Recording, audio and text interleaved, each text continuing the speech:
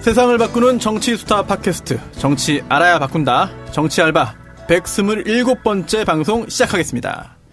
저는 진행자 손수호고요. 고정 멤버 소개해드리겠습니다. 오늘은 먼저 남태우 배우님부터 인사드리겠습니다. 네, 반갑습니다. 남배우 네. 남태우입니다. 안녕하세요. 네. 반갑습니다. 근데 그 혼잣말이 예. 방송 중에만 나오는 게 아니더라고요. 저희가 조금 전에 이제 모여서 이제 인사 나누고 이제 좀 준비하는데, 네. 혼잣말을 계속 하시더라고요. 네. 이게 아주 오래된 네. 습관입니다. 몇 년 됐습니까? 한 40년 정도. 40년이요? 예. 그럼 아주 오래된 그런 습관이네요. 네, 초등학교 졸업 때부터 네. 자기 행동을 미리 암시하고 결과를 예측하고 진단하는. 그렇게 긍정적인 의미가 있는 건가요? 그런 버릇이 오랫동안 있었기 때문에 네. 장점은 이제 감옥에서 독방에서도 외롭지 않은. 일찍이 예견한 거죠. 제 운명을. 네. 누군가에게 좀 비법을 전수해주고 싶네요. 이미 하고 있지 않을까요? 그분은 잘 못하고 주로 못한대요? 발로 차고 이런 걸 해가 다치고 이렇게 재판 안 나오고 그렇네요. 이러죠. 네. 알겠습니다. 또 정청리 의원님 네. 나오셨습니다. 여러분 안녕하십니까. 이 시대 진정한 판도라인. 판도라인. 정청래입니다. 왜 판도라인입니까? 판도라를 한 9개월 했는데요. 네네. 이번 판도라에서 가장 좀 보람을 낀. 제가 봤습니다. 예. 어떤 부분이 노무현 대통령은 실패하지 않았다. 예. 정도원 전 의원이 예. 그런 그 키워드를 던져가지고 노무현 대통령을 실패한 대통령으로 아예 규정을 하더라고요. 예. 그래서 거기에 대해서 근거가 뭐냐? 엄청난 데이터로 반박을 하시더라고요. 그렇습니다. 인터넷에 화제가 아주 있었죠. 그랬군요. 네. 저도 감동했습니다. 물었어요. 그랬더니 지지율이 낮지 않았느냐 임기 말에. 근데 지지율도 그렇죠. 임기 말에 27%였는데요. 네. 낮지 않았습니다. 높았어요. 고압보다. 그러면 이명박 대통령보다 높았고 박근혜 대통령은 아예 4% 5%였고요. 그렇죠. 그래서 김대중 대통령 때보다도 높았고. 그래서 지지율로도 실패한 대통령이 아니다. 네네. 그런 거고. 중요한 것은 이제 압축 요약해서 말씀드리면 네.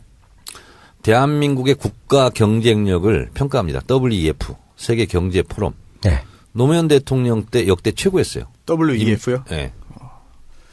11위였어요. 그래서 우리가 흔히 우리나라가 경제 11위권, 12위권 경제 대국이다. 네. 그게 노무현 대통령 때문에 생긴 업적이에요, 그게. 네. 특히 그 경제 지표에서 상당히 상승세였죠. 그렇습니다. 그리고 실제로 대기업이나 기업들도 아니 이렇게 잘할 줄 이런 얘기가 나올 정도로 외환 보유고도 제일 높았고요. 그죠. 모든 부분에서 경제 최고였죠. 지표에서 제일 높았어요. 그리고 제가 이제 국경 없는 기자회 언론자의 지수 그것도 노무현 대통령 때 31위 제일 높았습니다. 31위가 제일 높은 제일 높았습니다. 네. 생각보다 순위가 매우 낮군요. 매우 낮은데 더 낮아졌나요 요즘에? 주로 북유럽 국가가 수위를 다 차지합니다. 1등부터 한 5등, 6등까지 다 차지해요. 네. 그래서 31위가 최고였는데 박근혜 대통령 때 70위까지 떨어졌죠. 70위요? 네. 이번 정권에서 좀 올라갔으면 좋겠네요. 그래서 올해 2017년 네. 는 63위로 올라간 이유가 JTBC 보도 있잖아 이런 게 활발해가지고 네. 그나마 7등이 올라간 거예요. 그나마 다행이네요. 그나마 태블릿이 한 7위 올린. 네. 그리고 이제 ICT요? ICT 세계 경쟁력 노무현 대통령 때 세계 3위였습니다. 세계 3위요? 네. 그 정보화 지수나 이런 거 말이죠. 네. 정보 경쟁력. 그래서 이제 영국의 EIU라고 Economist Intelligence Unit. 다 외우시는 겁니까? 네. 거기서 발표했는데 ICT 세계 경쟁력이 3위였어요. 3위요? 초인류 국가였습니다. 오휴. 지금은 25위로 추락했습니다. 많이 떨어졌네요. 다시. 그러니까 김대중 대통령 때 IT 인프라를 깔고 노무현 대통령 때 만개했었죠. 네. 그런 게 다 망가졌어요. 네. 그리고 정통부 없어지고 이런 것들. 그렇습니다. 그런데 이제 그래서 이제 일각에서는 이렇게 또 반론을 제기합니다. 그런 경제 거시지표만 가지고 국가 경쟁력을 평가할 수 있느냐? 좋다. 그래서 현대경제연구원에서 또 조사를 했습니다. 지속 성장 지수 OECD 28개 국가를 측정했는데요. 그때도 노무현 대통령이 제일 높았습니다. 지금 굉장히 많이 떨어져 있어요. 1등이요? 1등은 아닌데 네. 지금은 거의 최하위 순위. 다른 정권 25위 때보다 가장 순위가 좋았다. 예. 근데 이제 잠재 성장 지수 이건 환경 분야까지 포함하는 건데 네. 지금 이명박근혜 정권 때는 네. 노사 갈등, 사회 갈등 이런 것 때문에 네네. 거의 최하위권이에요.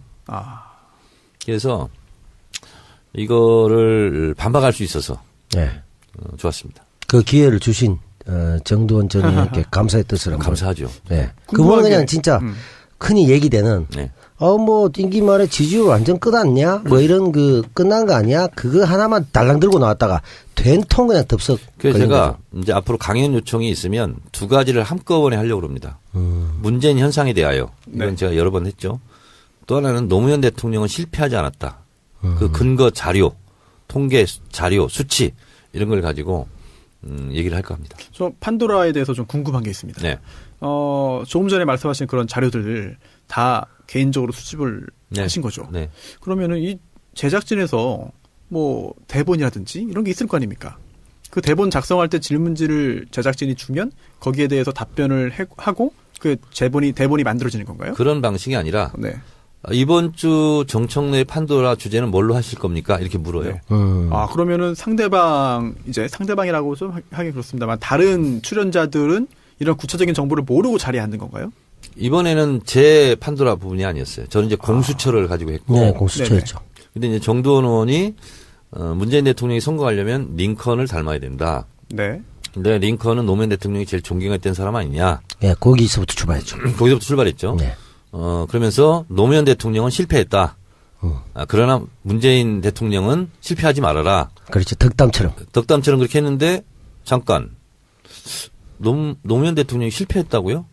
인정 못합니다. 그 근거가 뭐죠? 이렇게 이제 시작된 네. 거예요. 그러면 애초에 준비된 부분이 아니었던 거네요? 그렇습니다. 오. 평소에 알고 계시던 다양한 데이터. 그렇다면 굉장히 더 흥미로워지는데요, 이게. 네. 야, 저는 좀 이 사전에 준비된 게 아닌가. 그렇다면은 왜 저렇게 정두원 의원이 저렇게 속수무책으로 당하고 있나. 근데 본인은 내가 이런 자료를 알고 있을 거라는 걸 모르는 상태에서 그렇죠. 본인은 실패한 근거를 못 댄 거죠. 그 근거를 전혀 못 대고 준비했다기보다 약간 논쟁이 될 때 원래 갖고 있던 그 데이터를 제시한 거고 링컨 대통령 그만큼 존경한다면서 상대방을 배려하고 설득했던 그 정신을 노무현 대통령이 이어받지 못하고 정적을 배제하는 방식으로 갔기 때문에 실패한 거 아니냐라면서 끼워 넣으면서 이제 쥐줄도 봐 이렇게 갔죠. 이제 본류에서 이제 벗어나 있어서 이제 편집된 부분인데 제가 녹화 현장에서 한 부분이 뭐냐면 네. 대체적으로 자유한국당의 보수 진영이 존경하는 인물이 백범 김구가 많대요. 어떤 일이 있었냐면 2004년도 제가 초선 국회의원 때 네. 친일 진상 규명법 이런 거 가지고 KBS 심야 토론이 붙었거든요. 네. 그때 새누리당 모 의원이 나왔어요. 그래서 홈페이지를 제가 미리 찾아갔거든요. 그랬더니 네. 존경하는 인물이 아니라 다를까 백범 김구로 돼 있더라고요. 그래서 제가 생방송이니까 즉석에서 제가 물었어요. 아무개 의원님은 존경하는 인물이 누굽니까? 뜬금없이 제가 물었어요. 했더니 백범 김구 선생입니다. 네. 이렇게 답변을 해요. 제가 유도를 한 거죠. 그 상태에서 제가 뭐라고 했냐면 좋습니다. 백범 김구를 존경한다고 그러니 우리가 친일 진상 규명법 이걸 하고 있으니 제가 백범 김구 선생의 친일 문제에 대해서 얘기하겠습니다. 백범 김구 선생이 조국에 돌아올 때 흉중에 273명의 살생부 명단을 가지고 들어왔습니다. 임시정부 정승학 정치부장에게 시켜서 극악한 친일을 했던 263명 이 사람들은 죽여야 된다.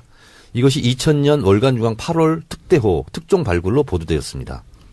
알고 있습니까? 모르고 있습니다. 그래서 그랬어요.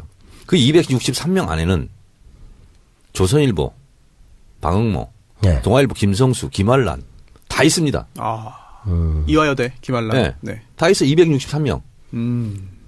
자 그런데 백범 김구 선생을 존경한다고 하니 백범 김구 선생이 이게 규정한 263명 이건 당연히 친일파 아닙니까? 그랬더니 뭐랍니까? 아무 말도 못하죠. 아니 아무 말도 못해도 뭔가 다음 진행은 있었을 거예요. 오버보 그리죠. 아하. 그랬더니 뭐냐면 부분적으로 존경합니다. 부분적으로 네. 할 말 없다는 얘기네요. 그렇습니다. 지금도 혹시 그분이 현역인가요? 그렇지는 않습니다. 그렇지는 않고요. 그래서 결국은 어떻게 했냐면 제가 그 살생부 명단 판넬을 만들어가지고 KBS 생방송 때 보여줬거든요. 보좌관이. 거기 이제 다 있어요. 박정희도 있고 막. 그래요? 네. 근데 왜냐면 박정희 뭐 이런 사람 끼면 안 된다. 친일파에. 네. 그래서 그걸 가지고 내가 반박 자료를 했는데 결국은 어떻게 사건이 됐냐면 네네. KBS 정현주 사장을 고발했습니다. 누가요? 그때 당시 그쪽에서. 한나라당에서. 당해서요? 네. 왜요? 정청래 같은 사람을 왜 KBS 심야 토론에 초청해가지고 이렇게 분란을 일으키냐고. 말이 안 되네요, 그거는. 그래서 정현주 선생이 고발당했어요. 그래요? 그래서 나를 고발해라. 네. 당사자를. 그렇지. 같이 한번 싸워보자. 네네. 근데 저는 고발을 못했어요. 아하. 그런 일이 있었어요. 그런데 이번에도 판도라에서 그 얘기를 했어요, 제가. 네. 그 부분 편집됐군요. 그 부분이 편집됐죠. 그러니까 이제 링컨을 존경한다고 그러길래 그리고 또 백범 김구도 존경한다 뭐 이런 게 얘기가 많이 나왔어요. 그 얘기를 하나 했었고 또 하나 편집된 부분은 뭐냐면 적폐청산 이런 거 하지 말고 관용으로 가자 어쩌건데 그랬어. 관용으로 가는 건 맞습니다. 그러나 프랑스가 똘레랑스 관용의 나라인데 나치 부역자들 2년 6개월 동안 나치 부역을 했다 해서 다 처형하지 않았느냐. 공소시효를 없애면서. 그러니까 80년대 중반까지 했는데 그러니까 프랑스 국민들이 피해자들이 이제 가해자들을 용서하고 관용을 베풀자. 그래서 정부에서 그래도 되겠냐 묻고 프랑스 국민들이 그러자라고 해서 합의를 해서 프랑스가 똘레랑스 관용의 나라가 됐다. 근데 우리는 263명을 처형하기는커녕 그렇게 하려고 했던 백범 김구가 암살당하지 않았느냐. 우리는 친일청산을 못했다. 민족정기를 바로 세우고 적폐청산을 한 이후에 그리고 나서 관용을 베풀면 베풀 일이다. 그렇게 얘기를 했었죠. 네, 이 시대의 참 판도라인 정청래 전 의원의 활약을 다시 한번 들었는데 재밌네요. 그리고 또 제작진 입장에서는 준비하지 않은 부분에서 이렇게 빵빵 터지면 즐거울 것 같아요. 그럴 때 또 물어봤어요. 네. 배철수 MC한테. 네네. 다스는 누구 겁니까? 방송 나왔습니까? 나왔습니다. 뭐라고 하나요? 뭐라고 했습니까? 웃으시더라고. 그래서 내가 바로 정도원한테 물어봤거든요. 네. 다스는 누구 겁니까? 네. 주주 거죠. 주주 겁니다. 그때는 하나만한 대답을. 네. 그 얘기는 그래도 잘 넘어가셨어요. 그래요? 근데 뒤쪽에서 이제 완전히 틀리셨죠. 그렇죠. 예. 그리고 또 두 분이 사실 함께 또 출연하지 않았습니까 이번에? 시사 안드로메다? 네, YTN에 출연 네, 같이. YTN 라디오. 네. 이동영 작가가 진행하는 정치 알바를 벌이고 시사 안드로메다로 간 이동영 작가가 진행하고 있는 시사 안드로메다의 정청래 의원과 또 남배우님이 함께 출연했죠. 남배우 덕분에 5등 했어요. 5등이요? 네. 제 덕분이 아니죠. 무슨 5등이요? 5등은 자해 뭐 있잖아요. 저는 좀 5등은 자해야. 넘어갔어. 팟캐스트 순위 5등. 팟캐스트 드디어 수임을 알려드리며 시사 안드로메다는 사회 동포주의와 뭐 이런 거 있잖아요. 알겠습니다. 그러니까 이제 정 의원님께서 4위를 예상하셨어요. 네. 근데 이제 제 활약이 조금 미진해서 5위에 그친 게 아닌가. 그렇지 않고. 그런 생각. 제가 이 작가한테 전화를 해서 물었어요. 네. 뭐라고요? 나 참 예언인으로서 4등을 예언했는데. 네. 지금 5등을 했다. 어떡하냐 그랬더니 그 앞에 이재호 원편이 나왔대요. 그게 컸죠. 거기 컸대요. 네. 그게 아니었으면 4등도 충분히 할 수 있었다. 조금만 평소처럼 탄력을 받았다면 4위, 3위는 충분했죠. 그러니까. 이재호 의원 편은 사람들이 많이 안 들었다 이겁니까? 그렇죠. 앞에 너무 큰 돌이 있어가지고. 큰 돌이 있어가지고. 그 건너뛴 거예요. 네, 사람들이 오히려 비난하고 안 들어버린 경우도 꽤 있었거든요. 그리고 나서 뒤늦은 반성, 이 두 분이 나왔네? 이러면서 다시 올라갔죠. 그렇죠. 그래서 다음부터는 짝꿍을 좀 잘 맺어달라. 네. 1부, 2부. 그래서 우리가 다음번에는 네. 우리 남배우랑 같이 나갈 때 다음에 또 한 달에 한 번씩 그럴 수 있죠. 저 방고정으로 돼 있으니까. 네. 그래서 앞에 선수를 잘 보고 나가죠. 누가 나오는가. 저번처럼 문성근 선배 이렇게 나가니까 바로 그냥 쭉 올라가더라고요. 섭외를 같이 좀 논의를 하세요. 이동영 작가하고. 아니면 주진우를 앞에 세우고. 아니면 김호준을 세울까? 효과적이네요. 그러면 뭐 3위하면 무난하지 않을까. 홍상희 기자가 지금도 계속 진행하죠. 그럼요. 하시죠. 근데 3등을 하면 이 작가 또 출연료를 올려주기로 했대요. 3등을 하면요? 이 작가 또 옵션을 걸었군요. 네. 그래요? YTN에서 그렇게 얘기를 했대요. 그럼 3등 빨리 해야겠네요. 지금 이제 10위 안에 들어가가지고 7위 아닌가 10위 안에 들어가가지고 계속 올렸대요. 네. 올렸어요 벌써? 올렸대요. 우리는 뭐 순위 올라가도 아무 그런 우리는 뭐 이 작가를 위해서 봉사하는 거지. 우리는 해도 뭐 언제든지 교체할 수 있다고 비난하고 이러는 거. 역시 모든 자기는 가서 올리고. 모든 게 이동영 작가의 큰 그림 안에서 지금 이루어지고 있습니다. 네, 그렇습니다. 지난주 이 두 분의 이제 활약상 말씀을 드렸고요. 손혜원 의원은 지금 전주에서 국정감사를 진행하고 있습니다. 그래서 지금 상경하는 중인데요. 빨리 도착하면 2부에서 모시도록 하겠고요. 그 시골에 있는 사람들이 있잖아요. 어린아이들이 가장 가고 싶어하는 중학교가 어딘지 아세요? 지방에 있는 아이들. 이게 뭐 상경중입니다. 상경중. 역시 뭐. 그래요. 이게 근데 이게 아재 개그가 보면 그 전략적 아재 개그와 또 본능적 아재 개그가 있거든요. 당황한 게 내가 지금. 근데 정 의원님은 저는 약간 전략적 아재 개그 쪽인데 전략적하고 본능적 쪽에 약간 본능 쪽에 더 가까우신 것 같아요. 옛날에 우리 친구들 있잖아요. 무작정 상경중. 뭐 이런 애들이 많았어요. 그렇죠. 근데 제가 옛날에요. 진짜 감명 깊게 봤던 영화가 하나 있어요. 강수연 주연. 강수현 주연이요? 아재 바라지. 아재 대바라지 이것도 맞아요. 아재 개그라고 해가지고 지금 하신 겁니까? 요건 아재 들어간다고? 요거는 진짜 아재 개그 중에서도 최하급이기 때문에. 하급이죠. 네, 완전히 하급이죠. 떨고. 예. 정청래의 키워드 분석 가야 되는데 이제 한 회에 하나씩 나눠서 하기로 했죠? 네. 네. 이번에는 뭔가요? 네이버. 네. 아하, 네이버. 어떤 보도도 연상이 되고 굉장히 재밌을 것 같습니다. 자, 시작할까요? 네.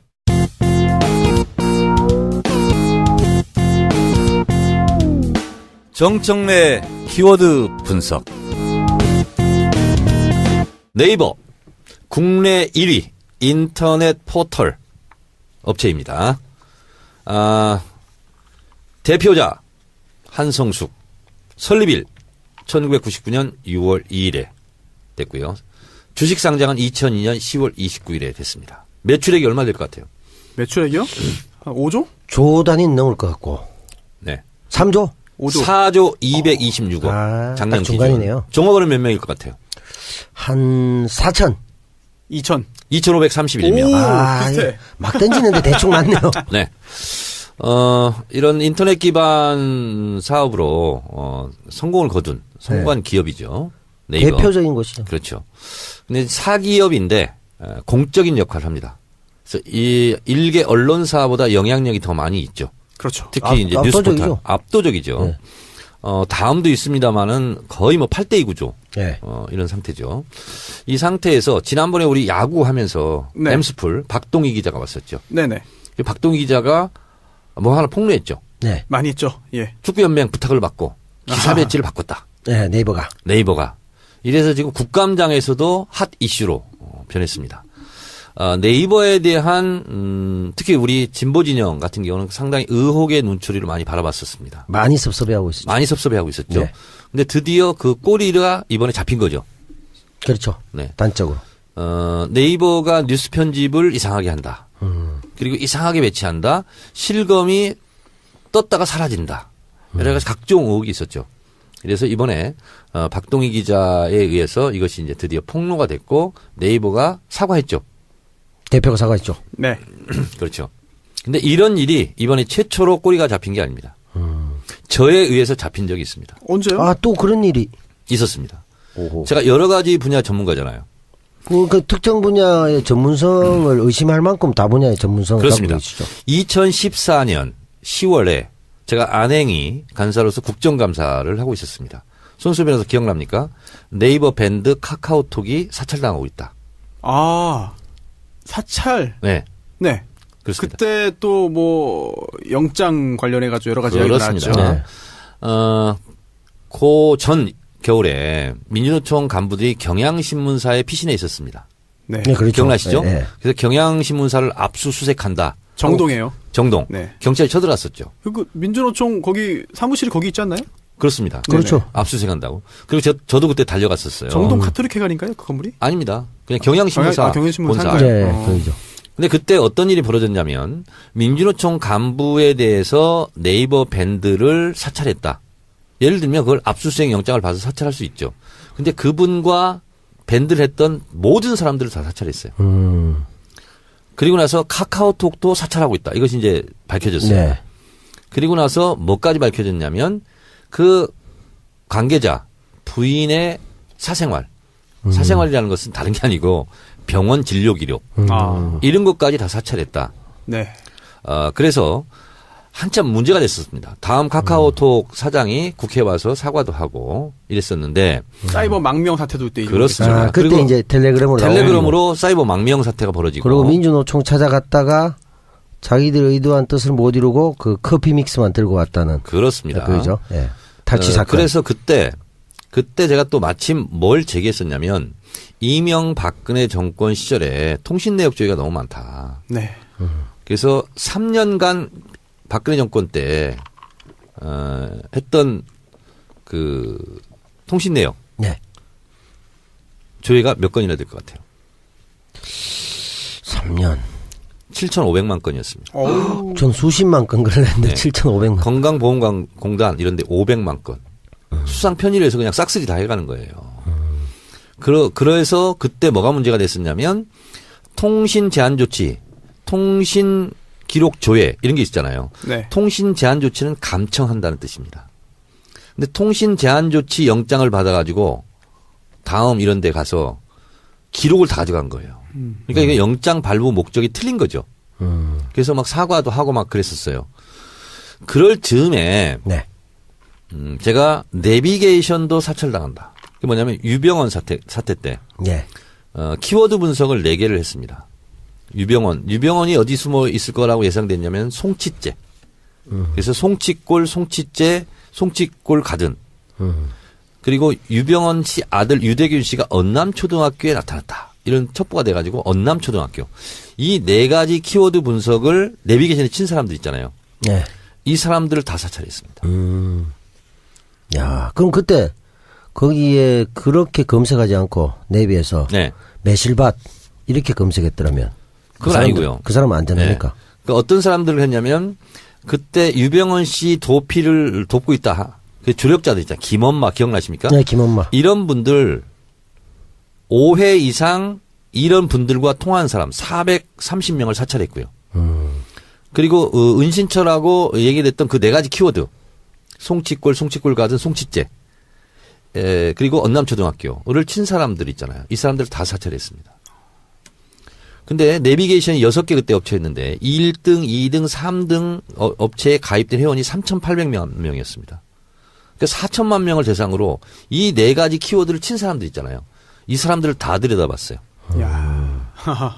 근데 문제는 뭐냐면 이분들이 아무 관계없는 국민들이잖아요. 네. 누구든지 송치째, 네. 송치골 가든 칠 수 있잖아요. 네. 네. 근데 그분들이 2차 목적지가 있을 거 아니에요. 네. 그것까지 다 사찰했습니다. 그 다음에 어디로 갔느냐? 어디로 갔는지를. 야, 내비게이션 쓰면 안 되겠네요. 이것을 그래서 제가 폭로했습니다. 어. 국감 때. 그래서 그날 기사가 200건이 넘게 쏟아졌습니다. 네. 그날의 톱뉴스였어요. 그래서 제가 얼마나 기뻤겠어요. 네. 근데 실검이 안 올라옵니다. 아, 그래요? 정청래, 송치째, 어. 내비게이션 이런 게 안 올라와요. 오, 의심이 되네요. 의심이 되죠. 네네. 그리고 아무리 봐도 주요 기사가 안 떠요. 아하. 정치면도 없어요. 네. 다음에선 떴습니까? 안 떴어요. 다음에도 안 뜨고. 네. 오. 그래서 제가 밤에 가가지고 분하고 억울하고 원통하잖아. 네. 그래서 일일이 다 봤어요. 댓글이 안 달려요. 안 달려요? 네. 그날은 댓글 많이 본 기사, 가장 많이 읽은 기사에 다 떠야 되거든. 네. 왜냐하면 그날 가장 핫했거든요. 아. 그래서 새벽 2시쯤에 제가 그것을 일일이 검색을 다 해봤어요. 네. 안 떠요. 허허. 근데 이제 어떻게 다 조치를 한 거야. 근데 하나 조치를 못 해가지고 하나의 기사가 댓글이 971개가 달렸더라고. 네. 원래 한 3,000개, 4,000개, 5,000개씩 달려야 되는데 그거는 어떻게 처리를 못 했는지 971개가 댓글이 달렸는데 댓글 많이 달린 기사의 랭킹을 보니까 6위에 랭크가 돼야 돼요. 네. 근데 30위까지도 없습니다. 가장 많이 읽은 기사도 댓글 많이 달린 기사도 1등부터 30위까지 없어요. 네. 너무 이상하잖아요. 네. 그래서 그 다음날 따졌어요. 네.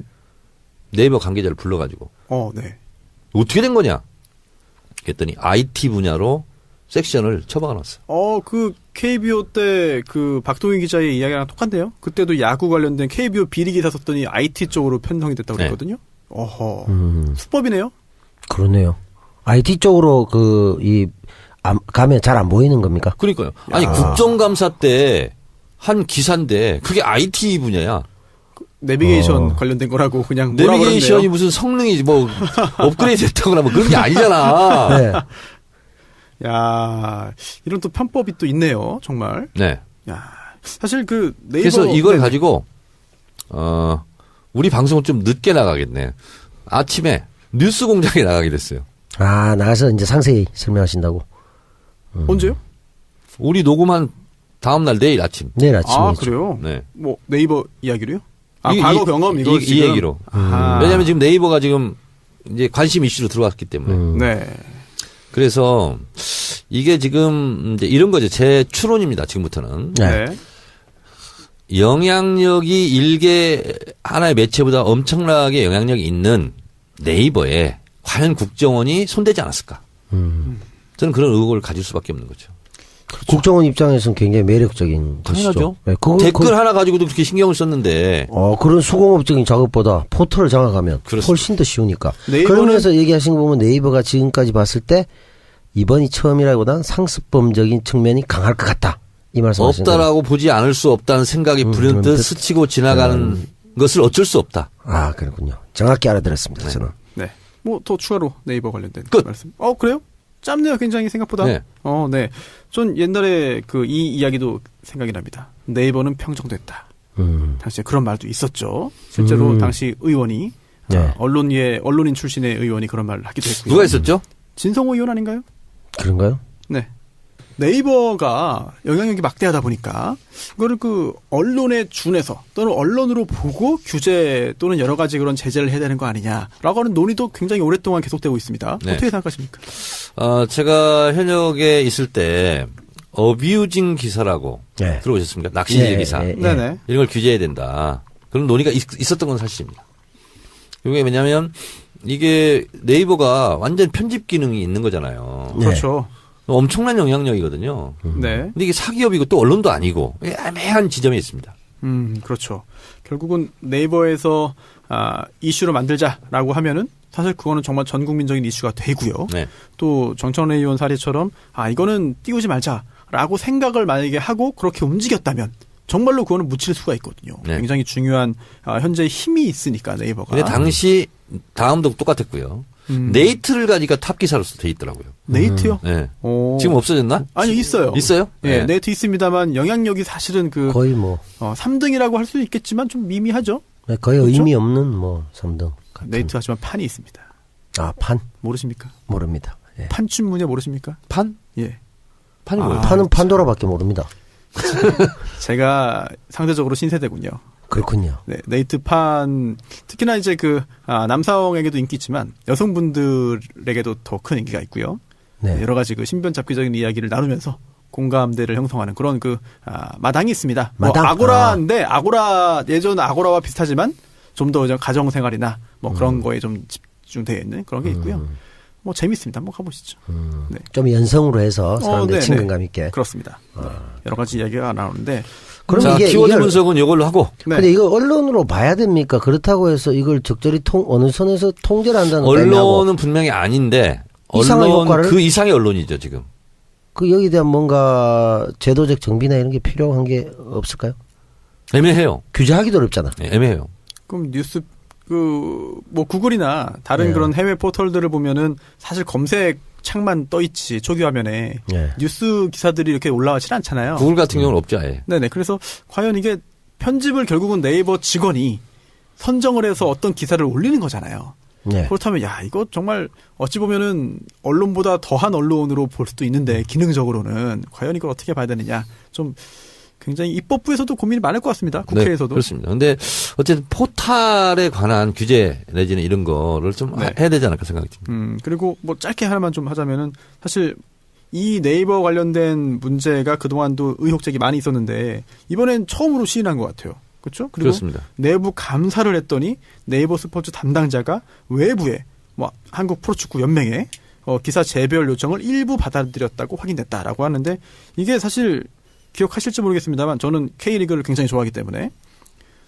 전북현대의 스카우트가 심판 2명에게 이제 청탁을 한 거죠. 돈 주고.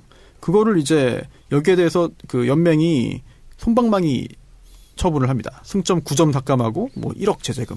여기에 대해서 비판하는 기사를 썼다가 그게 네이버에 올라오니까 그걸 좀 뒤로 좀 해달라. 이렇게 부탁을 한 건데 이렇게 프로축구 관련된 것도 이렇게 들어줄 정도면 사실은 더욱더 중대하고 더 치열한 그런 정치, 정가 소식 이런 것도 충분히 그럴 수 있지 않을까라는 의심이 드는 거죠. 그렇습니다. 그러니까 한마디만 더 하자면 네.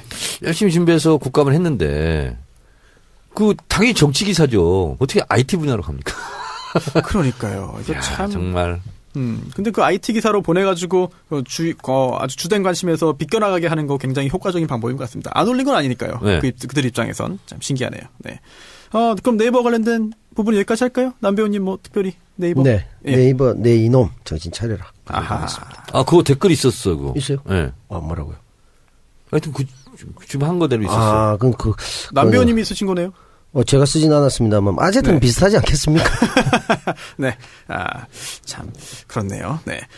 오늘 사실 그 정청래의 키워드 분석 네이버 말고도 오늘 짚고 넘어갈 부분들이 굉장히 많이 있습니다. 어허. 정치권에 일주일 동안 뭐 무수히 많은 일들이 벌어지는데 상당히 좀 의미 있는 것들도 많고요. 흥미로운 일도 많은데 오늘 짚고 넘어갈 게 굉장히 많습니다. 재미있는 주제도 많고요. 먼저 좀 통합 정계 개편 흥미로운 부분인데요. 국민의당과 바른정당 통합 관련돼서 굉장히 많은 이야기들이 나왔고 뭐 박지원 전 대표, 안철수 대표, 유승민 뭐 이제 의원 등등 굉장히 다양한 얘기가 나왔습니다. 일단 송기석 의원이죠. 안철수 대표의 최측근인데 요 김현정의 뉴스쇼 인터뷰를 하면서 거의 뭐 소속 의원 중에 30명이 바른정당과의 통합에 찬성한다. 라는 말을 하면서 뭐 일단 발칵 뒤집어졌습니다. 어떻게 보셨나요? 드디어 올 것이 왔다. 드디어 이렇게 왔다. 생각하고 예상하셨나요? 네, 그럼요. 네. 저는 총선 때 반짝 뭐 그렇게 해서 정치 구도가 형성이 됐는데 대선 거치면서 2번 그 3번 당, 4번 당이죠, 그러니까. 네. 그렇죠? 여기는 1번 당과 2번 당을 향한 구심력이 작동할 수밖에 없고 그 당에서는 원심력이 작동할 수밖에 없다. 그 과정이 있는 거고 이런 논리 저런 논리를 가지고 많이 되는데 결국은 저는 국민의당과 바른정당은 길게 가지 못할 정당이다. 라고 저는 1년 전부터 얘기했어요. 근데 그 길게 가지 못할 정당이라는 게 바른정당도 뭐 소멸되거나 민주당에 흡수되는 경우도 있고 국민의당이 네. 그리고 또 바른정당은 자유한국당에 흡수되거나 뭐 이제 그 소멸되는 경우도 있겠고 한데 이 둘의 합당도 예상하셨나요? 합당 시도? 그럼요. 그것도요. 어차피 잔류파와 탈당파. 네. 그러니까 이탈되는 조직이 있을 거고 잔류에서 사수투쟁 한 조직이 있을 수밖에 없어요. 네. 그래서 그건 뭐 자연스러운 일이다. 그리 뭐 새삼스러운 일은 아니다. 그러니까 이게 그런 의미죠. 그 두 당이 어떻게 보면 이제 본류에서 가출을 한 거 아닙니까? 네. 가출을 하면 통상적으로 이제 가출한 아이들이 갈 곳이 없잖아요. 그럼 가출한 아이들끼리 모인다고. 네. 모여가지고 비리를 저지르거나 이러다가 다시 가출팸. 그렇죠. 가출팸이 되죠. 그러다가 잡혀가거나 아니면은 뭐 좀 반성하거나 이렇게 되는데 네. 이 집도 그런 결과로 될 것이다. 그런데 가출 시도 중에 이제 쪽수가 좀 밀리기도 하고 쪽수가 뭡니까? 쪽수죠. 사람 수. 그렇네요. 예, 의원 수가 모자라기도 하고. 사람 쪽잖아요. 그 다음에 그 구심력이 아무래도 자유한국당에서 계속 땡기고 있으니까 바른정당이 국민의당보다 훨씬 더 빨리 가출의 힘이 동력이 떨어져서 찢어지는. 그래서 이제 양쪽에서 국민의당이라는 변수까지 포함해서 자유한국당까지 해서 바른정당 찢어먹기 경쟁을 하는 그런 어떤 지포 상태다. 이거는 대선 전에 기억나세요? 신3당 야합이다. 네. 그래서 네. 제가 계속 박지원, 김무성 연대 네. 공격하고 했었잖아요. 네. 그래서 반기문 총장을 중심으로 한 빅텐트론. 네. 근데 제가 반기문은 빅텐트를 치려면 그 세우는 기둥이 높아야 되잖아요. 폴 데가 없었죠. 폴 데가 없었잖아요. 네. 그래서 신3당 야합 이것이 이제 좌절된 거였죠. 네. 그래서 반문재인 연합. 지금 뭐 국민의당은 반문재인 연합, 문재인 싫어당 아니겠습니까? 정강정책이죠. 그렇잖아요. 국민의당은 문재인 싫어요 당이잖아요. 그러면은 지금 현재 국민의당 상황이 어떤지 한번 좀 분석 좀 해주시죠. 제가 봤을 때는 안철수 대표는 이미 마음이 굳힌 것 같아요. 결정 난 것 같고. 오늘 뉴스공장에 하태경 의원이 나와가지고 그 전당대회 한 날 있지 않습니까? 네. 안철수 대표 뽑힌 날 손학규 대표를 만났다는 거 아니에요. 그래서 바른정당과 연대하자 이런 제안을 받았다고 오늘 하태경 의원이 이제 뉴스공장에서 얘기하더구만요. 야, 그럼 이미 준비한 거네요. 작정한 거죠. 저는 그것 때문에 네. 지금 같은 정치 행보 때문에 무리수를 두고 당대표에 나오지 않았나 이렇게 생각해요. 그렇군요. 그 네. 당시도 도대체 왜 나오나? 그렇죠. 뭐 반성도 안 하고 좀 시간을 좀 가져야 되는 거 아니냐라는 의견들이 있었죠. 그런데도 출마했고 당선이 됐습니다. 대표로. 제가 이건 정치적 감각을 가지고 정치적 예언을 한다면 네. 어차피 문재인 대통령을 지지하는 이 그룹에서 안철수가 수용되기는 어렵거든요. 그렇죠. 그렇다면 그 반대 지점에 가서 내가 네. 다음에 대권 한번 노려야 되겠다라고 판단이 저는 됐을 거라고 보고 네. 이쪽에서 대선 후보가 되기 어렵다. 당도 물론 다르지만 네. 그러면 결국은 문재인 대통령 반대 지점에 가서 네. 그 반대 세력들을 규합해서 다음에 대권 한번 노려야 되겠다. 네. 쉽게 생각하면 그런 거예요. 그러면은 국민의당의 반대 세력도 있지 않습니까? 그러니까 거기서 이제 이합집산 하는 거죠. 그럼 거기서도 박지원 전 대표 등 호남 중진들은 어떤 선택을 할까요? 자, 그런데 이제 문제는 뭐냐면 안철수 대표가 그렇게 생각하다 보니 문재인 대통령 지지그룹 반대 지점이 뭐겠어요? 햇볕 정책을 버려야 되고 그렇잖아요? 네. 네. 호남 지지를 버려야 되고 그렇잖아요? 그렇죠. 네. 그 유승민 대표가 그렇게 일탈을 친 겁니다. 그 두 가지 조건. 두 가지 조건. 네. 그러면 안철수 대표가 정치머리가 좀 있는 사람 같으면 유승민 대표를 향해서 뭐라고 얘기하냐면 그런 소리 하지 마라. 햇볕 정책을 포기하라고? 당신들이 햇볕 정책을 반대하는 것을 포기해라. 당신들은 그러면 TK 영남 지역 기반을 포기해라. 네. 이렇게 나갔어야 되는 거예요. 아니, 그러면 아예 판 깨지는 거 아니에요? 아니 그러니까 그렇게 나갔어야 되죠. 유승민은 판을 깨자고 나온 건데 같이 판을 깨야 뭔가 크게 부딪힘이 있고 거기서 뭔가 모색할 길이 있잖아요. 아, 그런가요? 그럼 여기서 또 자연스럽게 질문이 하나 또 떠오릅니다. 그럼 지금 바른 정당 특히나 그리고 또 그중에서 유승민 당대표 당선이 유력한 유승민 의원의 생각은 어떤 걸까요? 자, 그러니까 그 전에 그렇게 해야 박지원, 정동영, 천정배 등이 반발을 안 하죠. 아, 일단 내부부터 다스리자. 내부부터 다스려야 되잖아요. 그리고 내부부터 단속하고 그다음에 밖으로 행군을 해야 될 거 아니에요. 네네. 그걸 못한 거예요. 이미 들켜버린 거예요, 지금. 아, 그렇죠. 그래서 지금 박지원 대표 같은 경우는 전 대표 같은 경우는 탈당 뉘앙스까지 지금 풍기고 있지 않습니까? 지금 뭐 빈정이 상할 대로 그러면 지도력이 상실하지 않죠. 그렇죠. 아니 상실하죠. 그렇죠. 애시당초 아니더라도 네. 이게 뭐 개혁 보수든 중도든 뭐 모호하게 얘기하면서 적당히 구슬리면서 네. 햇볕 정책도 뭐 상당 부분 우리가 수용해서 좋은 뭐 비핵화 대화와 뭐 타협의 시대로 가야 되지 않느냐고 흐리면서 호남도 조금 안고 갔었으면 협상력이 더 커졌을 것이다. 이 말씀하신 거죠. 그렇습니다. 그러니까 유승민 대표 같은 경우는 어떻게든지 자유한국당에 안 딸려가려고 안간힘을 쓰고 있지 않습니까? 그렇죠, 지금. 그게 전제죠. 자, 그런데 여기서 효과가 하나 작은 효과가 있었어요. 뭐 큰 대세에서 의미가 없는 거지만 네. 안철수 대표, 유승민 대표가 이렇게 핑퐁을 하는 와중에 네. 의외로 바른정당의 그 탈당파들이 네. 좀 주춤하게 됐어요. 통합파. 아, 네. 그럼 탈당파라고 하는 게 맞나요? 그렇죠. 탈당파가 네네. 맞죠. 네. 이쪽도 주춤하게 됐어요. 이쪽도 국민의당을 박근혜 통하니까. 때문에 그런가요? 아니 그렇지 않고 네. 자유한국당이 아니라 국민의당하고도 통합할 수 있겠네? 아, 기대 심리가 좀 생겼잖아요. 새로운 네. 또 활로가 뚫릴 수 있겠다라는 기대감. 카드가 두 개 생긴 거죠. 그렇죠. 아. 그 와중에 조금 작은 전쟁이긴 하지만 네. 홍준표, 서청원 사태로 인해서 아하. 저쪽 땅 정리가 안 되는데 우리가 네. 선뜻 먼저 간다고 말하기보다 그렇습니다. 구획 정리되면 가야지라는 생각을 하던 차에 국민의당과의 변수가 생기니까 야 이거 뭐 굳이 먼저 얘기 안 하고 적당히 계속 그 눈치 보자? 표정 관리만 하자 이런 느낌이 생길 수도 있다는 거죠. 홍준표, 서청원 이 부분도 뭐 재미있게 준비를 좀 해가지고 그렇죠. 이따 네. 들려드리겠습니다.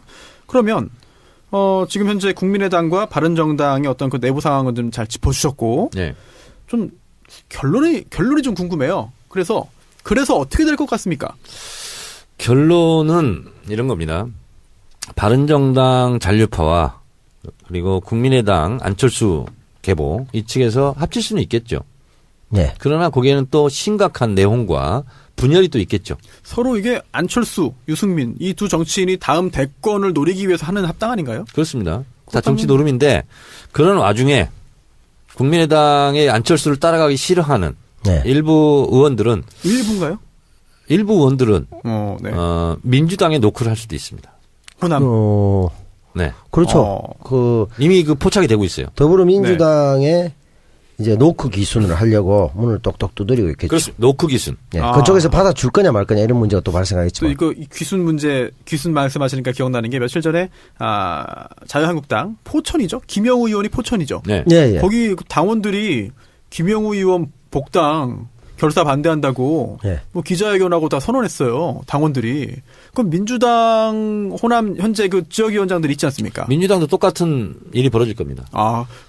지금 국민의당의 어떤 호남 의원들이 다음 총선에 그런 그 공천 보장이 없다면 또 쉽게 움직이기도 어렵지 않겠습니까? 그렇습니다. 네. 특히나 30% 물갈이를 아직도 있다는데. 지금 그리고 민주당에는 어머니 지금 지역위원장들이 다 존재하고 있고. 그러면은 뭐 어떻게 흘러갈까요? 참 정치는 참 이게 답이 없는 거고 어찌 보면은 수학적인 규칙이 통하지 않으니까 어떻게 그 전문가의 분석을 좀 듣고 의지할 수밖에 없을 것 같아요. 이건 네. 어떻게 보세요? 호남의 정리. 안철수의 반대 지점에 있는 국민의당 호남 기반 국회의원들은 안철수를 따라가는 순간 미래가 보장이 안 되지 않습니까? 네. 거의 끝이죠. 그래서 앞으로 제가 봤을 때는 문재인 대통령을 엄청 그렇죠. 칭찬하고 지지하고 이런 발언들을 아마 하게 될 거예요. 그렇게 되면 그 사람은 민주당에 들어오고 싶어 한다. 박지원 대표가 네. 벌써 몇 주 전부터 슬슬 그런 얘기 하지 않았습니까? 거의 지금 선봉에서 계시죠. 야, 그럼 이거 이렇게 흘러갈 줄 미리 예상했다고 봐야 되나요? 박지원 전 대표가? 이미 안철수 대표의 마음을 읽었다고 저는 봅니다. 박지원 대표가. 근데 자기도 정치 대단한 능력이라는 무단인데 건 너무 쉬워요. 그래요? 옆에 지나 보면 안 돼. 숨소리 들으면 다 아는데. 도저히 설득 불가하다라는 생각을 했겠지만 그래도 한번 노력해봤는데 너무 안 통하네라는 걸 아마 느끼신 게 아닌가. 자, 그러니까 박지원 대표가 안철수 대표의 전당대회 출마를 반대했었죠. 예, 그렇죠. 강력 반대했죠. 그리고 나는 전남지사 나갈 테니 승부수 던졌죠. 당신은 서울시장? 부산시장을 나가든지 부산시장. 뭐 서울시장 나가라는 얘기도 있었고 그렇잖아요. 네. 그래서 뭐냐면 당대표 되는 것을 결사 저지하려고 했던 거죠. 네. 아하. 왜냐하면 이런 사태가 벌어질 것을 미리 예견했다고 볼 수 있죠. 근데 그게 이제 의외로 너무 안 통해버린 거죠. 네. 어느 정도 승부수를 던졌는데 네. 상대가 너무 정치적 감이 없으니까 그걸 이해 자체를 못할 정도니까 이게 답이 안 나오는 그러니까 김대중 대통령 밑에서 정치를 배웠거나 같이 한 분들은 얼마나 좀 뻘쭘하겠어요. 그러니까. 유승민 대표가 햇볕 정책 포기하고 호남 지역 기반 탈퇴해야 된다. 그래야 우리는 논의할 수 있다. 이런 식으로 나오는데 야. 그런 분들 얼마나 뻘쭘하겠어요. 아니, 배신감도 들겠고. 지금 국민의당 현역 의원 중 상당수가 호남 지역 의원인데 네. 그걸 포기하라고 하면 참 뭘 어떻게 하라는지 그러니까 잘 모르겠습니다. 차라리 되받아쳐서 네. 그러면 냉전 정책을 하자 말이냐 이 시대에 지금 이게 옳으냐 이 정도로만 네. 나갔어도 빙의하신 건가요? 뭔가 어느 정도 되지 않았을까. 아니 이제 안철수 대표 입장에서 안철수. 그리고 이제 유승민 별로 대표한테 냉전하자 말이야 이렇게 한번 던진 그게 것도 성과가 없더라도 안철수나 유승민 같은 경우는 워낙 존재감이 없기 때문에 판을 한번 흔들어 가지고 성과가 없더라도 판을 흔든 것 자체가 성과일 수 있다. 사실 이렇게 생각할 수도 있어요. 그 두 정치인 물론 뭐 실력 있고 뭐 지지자도 꽤 있습니다만 그런 부분에 있어서 승부사 기질은 없는 것 같아요. 제가 볼때 적어도. 저는 실력 있다는 말 부분에 대해서는 동의할 수 없습니다. 그렇습니까? 네. 알겠습니다. 이게 실력이 없는 겁니다, 이거. 그렇네요. 네. 그런 부분. 알겠습니다. 이제 두 당의 통합 논의가 앞으로 어떻게 진행될지 좀 궁금하고 좀 국민을 위한 방향으로 좀 진행됐으면 좋겠습니다. 이거는 다른 시각이 아니고요. 이게 무슨 정치적으로나 역사적으로 민주주의 관점에서나 가치 지향적인 측면에서 의미 있는 일이 아니고 네. 이권에 따른 짝짓기. 아하. 라고 그렇죠. 생각하시면 딱 돼요. 그냥 지금 그리고 기반은 철새 정치. 아하. 철새 맞네요. 지금 가을철 이사철이 됐다. 네. 이사 준비한 상황이 됐다 이렇게 보는데 도대체 어느 집에 들어가서 어떤 방법으로 들어가는 게 정도인가라는 생각 없는 무조건적인 자기 이득만을 위해서 이사를 가겠다. 남 배우님, 이런 거죠. 지금은 이사철이 아니라 김장철이에요. 김장철입니까? 네. 김장겸입니까? 김장겸, 김재철. 이사철은 합치면 김장철이에요. 부천 이사철은 이전에 끝났죠? 끝났죠. 네, 맞습니다. 지금 홍준표 김장철이에요. 서청원 사생결단. 아예 들으려 하지 않으시는군요. 우리 아닙니다. 아재 아닙니다. 정치평론에 대해서. 제가 지금 안철수 빙의한 겁니다. 그렇습니까? 네. 이사철, 김장철 괜찮은데. 괜찮습니다. 네. 홍준표 서청원 사생결단. 오늘 남배우의 빙의 논평 준비되지 않았나요? 그렇습니까? 예. 안 됐습니까? 안 돼도 하시죠. 네. 됐겠지요. 네, 이게 사실 자유한국당도 이 바른정당을 좀 좀 통합하려는 그런 노력에 상당 부분 좀 성과가 있는 것 같았으나 내홍 때문에 또 이거 뭐 홍준표 서청원 뭐 난타전입니다. 그렇죠? 네. 홍준표 대표의 심정이 어떤지 서청원 의원이 또 뭔가를 폭로했지 않습니까? 네. 네, 서청원 의원이 성완종 리스트 관련해서 홍준표 의원이 수사 관련해서 뭐 좀 부탁을 하고 청탁을 했다 자신에게 자신과 자신 밑에 있었던 그런 사람이 굉장히 중요한 증인이었는데 그 증언을 좀 번복해달라 또는 뭐 무마해달라라고 하는 취지의 부탁을 했다는 거죠. 국민의당 이용주 의원이 증거가 있다. 녹취록 있다고 했습니다. 네. 네. 그러자 홍준표 대표가 약간 좀 꼬리를 내리는 듯한데요. 오늘 남배우의 빙의 논평 홍준표의 심정부터 좀 살펴볼까요? 네. 준비됐습니까? 네. 홍준표 대표 그 자체가 지금 내홍입니다. 아하. 그래서 내홍, 홍의 네. 속내 내홍을 한번 제가 살펴보도록 하겠습니다. 기대하겠습니다. 예, 1분 30초로 추정됩니다. 오, 네. 점점 줄여서 1분으로 해보도록 하겠습니다. 오늘은 2분까지 갑니다. 네. 국민 여러분, 한평생 고기 먹는 놈 잡던 내게 풀인 줄 알고 받은 쇼핑백에 고기 좀 들었다고 다들 이럴 수 있나 싶은 심정에 잠도 오지 않는 밤입니다. 여러분, 나 홍준표한테 이러면 안 됩니다. 모래시계 검사인 내가 노무현의 논두렁 시계, 문재인이 시계에 깔려 뒤지기를 바라십니까? 진서가 나 쫄고 있나? 그리고 서청원 선배님, 조용히 의원하다 뒤에 판이 다 정리되고 나면은 슥 다시 들어오면 될 일을 이렇게까지 대표 가오를 찍으십니까? 디도스로 한 방 맞고 당대표 4개월 한 지가 엊그제 같은데 친박 포격으로 내가 죽은 성완조이 때문에 또 죽어야 직성이 풀리겠습니까? 선배님, 내가 살아야 당이 살고 당이 살아야 보수가 사는데 어찌 혼자 살겠다고 다 죽는 길을 가려 하시는지요? 내가 동대문서 깨고락지 대에서 원해라고 이리 서름을 주시는 겁니까? 팔선이면 팔선답게 명예롭게 비켜주셔야 되는 거 아닙니까? 주군이 감옥에 있는데 그간 호가호위하다 이제 본인만 호의호식하자는 겁니까? 국민 여러분, 지금 자유한국당은 문재인 정부라는 춥고 더러운 땅에 갇혀 보수 유린이라는 유례없는 고통 속에 살아가고 있습니다. 이제 국민 여러분과 우리 당 의원들이 일치단결해서 낡은 박을 깨고 금은보화 가득한 자유대안을 건설할 때입니다.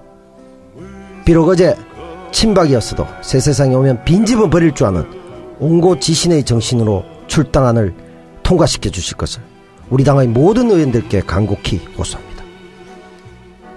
대지 발정제에도 죽지 않고 자유대안의 보수를 살려냈던 이 홍준표를 믿고 비록 얕은 생각으로 보수의 둥지를 박차고 나갔으나 이제 새 마음으로 돌아오려는 바른정당의 동지들을 위한 무대를 만들어 줍시다. 장정원, 김성태가 그랬던 것처럼 위대한 보수의 전사로 다시 키워나갑시다. 보수도 하나, 대한민국도 하나, 원보수 원코리아의 한 길로 나아갑시다. 한 길이도 뭐 받아줍시다.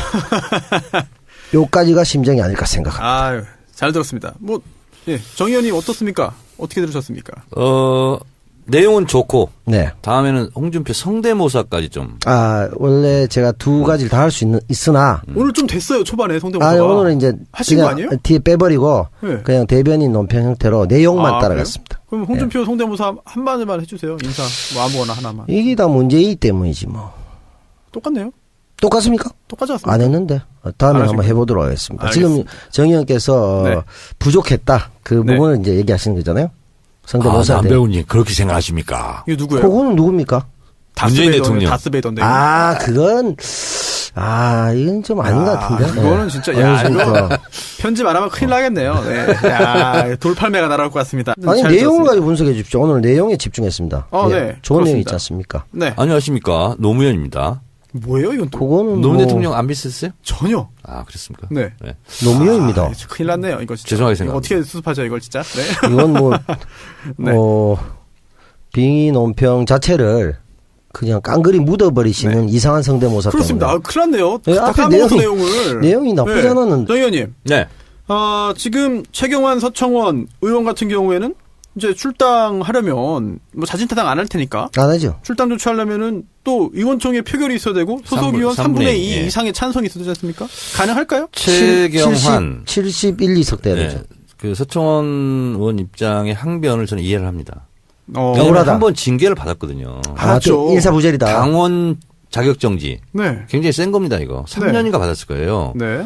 그 다음에 대선 때 홍준표 후보가 풀어줬죠. 은근슬쩍. 또 이제 친박표를 의식해서 박근혜 풀어줬어요. 표 필요하니까. 그게 다시 또 치는 거거든요. 네. 일사부재리 원칙이 어긋난다.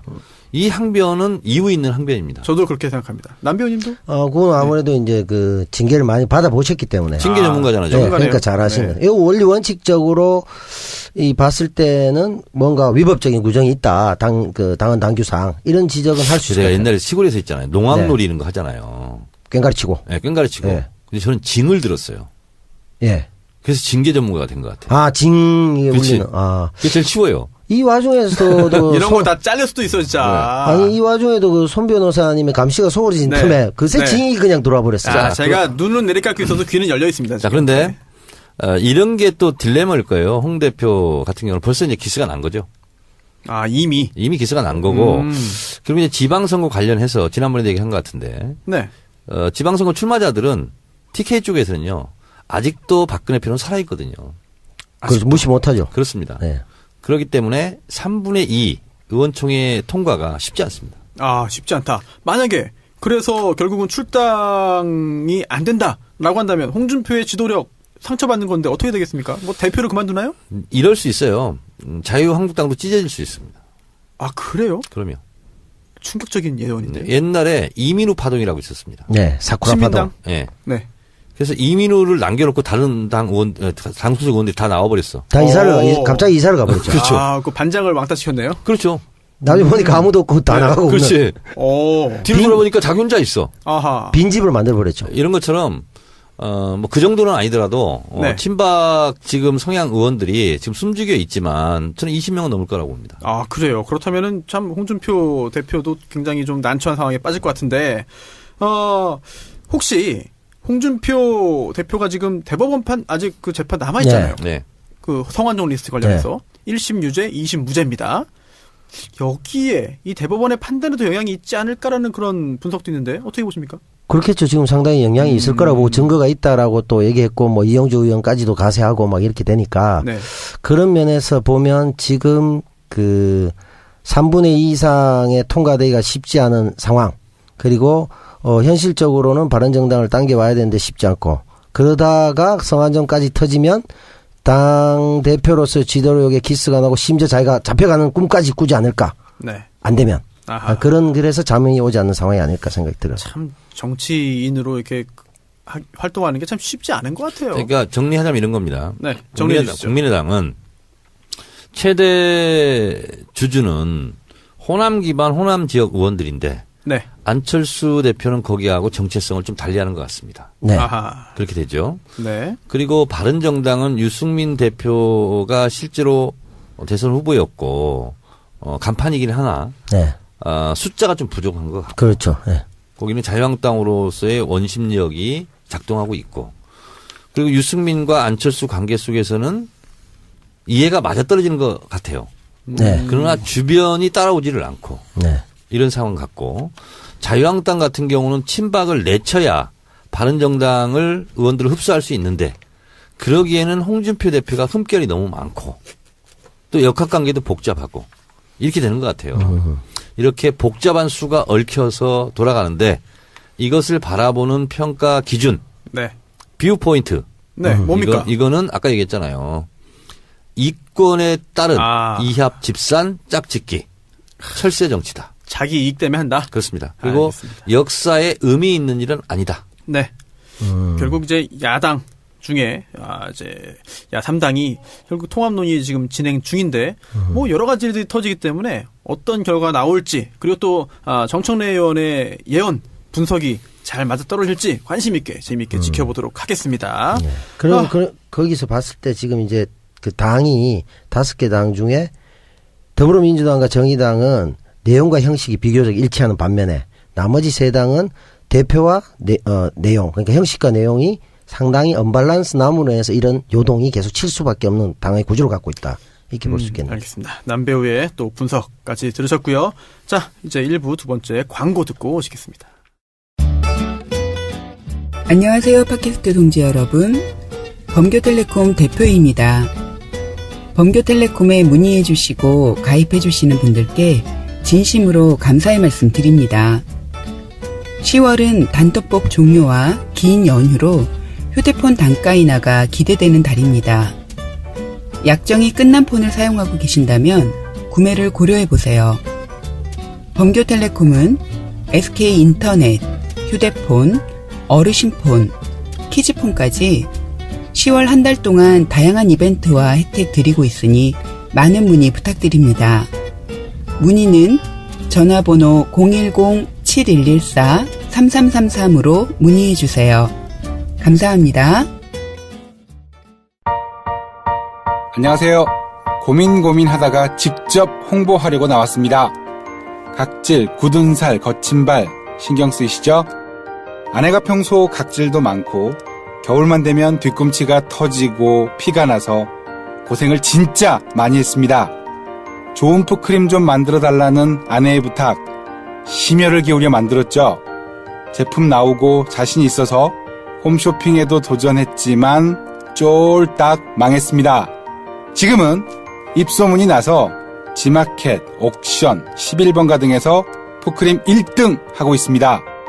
비단발 만들어드리는 비단발 크림. 정치 알바 청취자 여러분들께는 일주일 사용 후 효과 없을 시 무릎 꿇고 무조건 반품 받겠습니다. 검색창에 비단발 크림. 번교텔레콤입니다. 아이폰 8 예약을 11월 2일까지 받는다고 합니다. 아이폰 8 구입을 생각하신 청취자분들의 많은 연락을 기다린다고 하시고요. 더불어 단통법 종료로 가격 좋은 핸드폰이 많이 준비되어 있다고 합니다. 연휴 때문에 10월에 많이 짧아서 통신사 지원금이 높은 달이 11월이 된다고 하니까 핸드폰 교체를 고민 중이신 분들 기억을 하십시오. 또한 휴대폰과 함께 인터넷을 바꾸는 분들은 물론 오피스텔, 고시원, 원룸 등의 인터넷 교체 시 회선당 특별가로 모신다고 합니다. 연락처는 010-7114-3333, 7114-9795 두 번입니다. 전화 연결이 어려울 수도 있다고 합니다. 010-7114-3333 처음에 말씀드린 번호죠. 이 번호로 메시지를 남겨주셔도 되겠습니다. 010-7114-3333. 네. 오래간만에 비단발 크림 광고 들으셨는데요. 지난번에 광고 있었죠. 그래서 많은 분들이 구매해 주셨습니다. 감사하다는 인사 다시 한번 드리고요.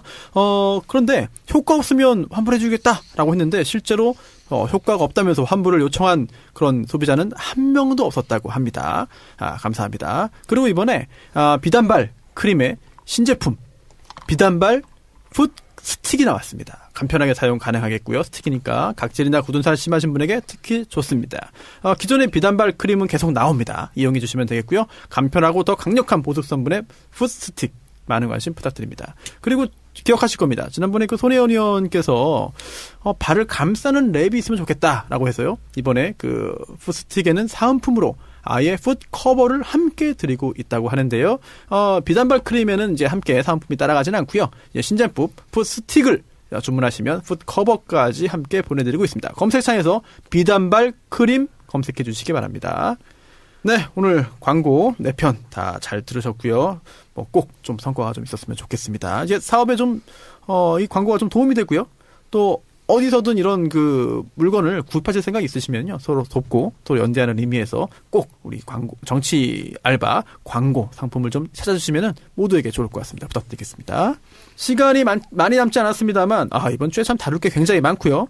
속도감 있게 하나하나 다 짚고 넘어가도록 하겠습니다. 수사, 재판, 이번 주에 굉장히 많았습니다. 특히나 국정감사 열렸는데요. 윤석열 중앙지검장이 나와서 굉장히 또 의미 있는 이야기를 했고요. 또 우병우 전 수석 다시 한번 출국 금지 됐습니다. 게다가 남재준 국정원장 당시에 국정원이 아예 영화 세트처럼 가짜 국정원 사무실, 집무실을 만들었다. 별일이 다 있습니다. 참 엄청나죠. 그리고 또 KBS 고대영 그리고 박근혜, 조은성, 이재용 재판까지 정말 굉장히 많은데요. 고대영 200만 원 수수.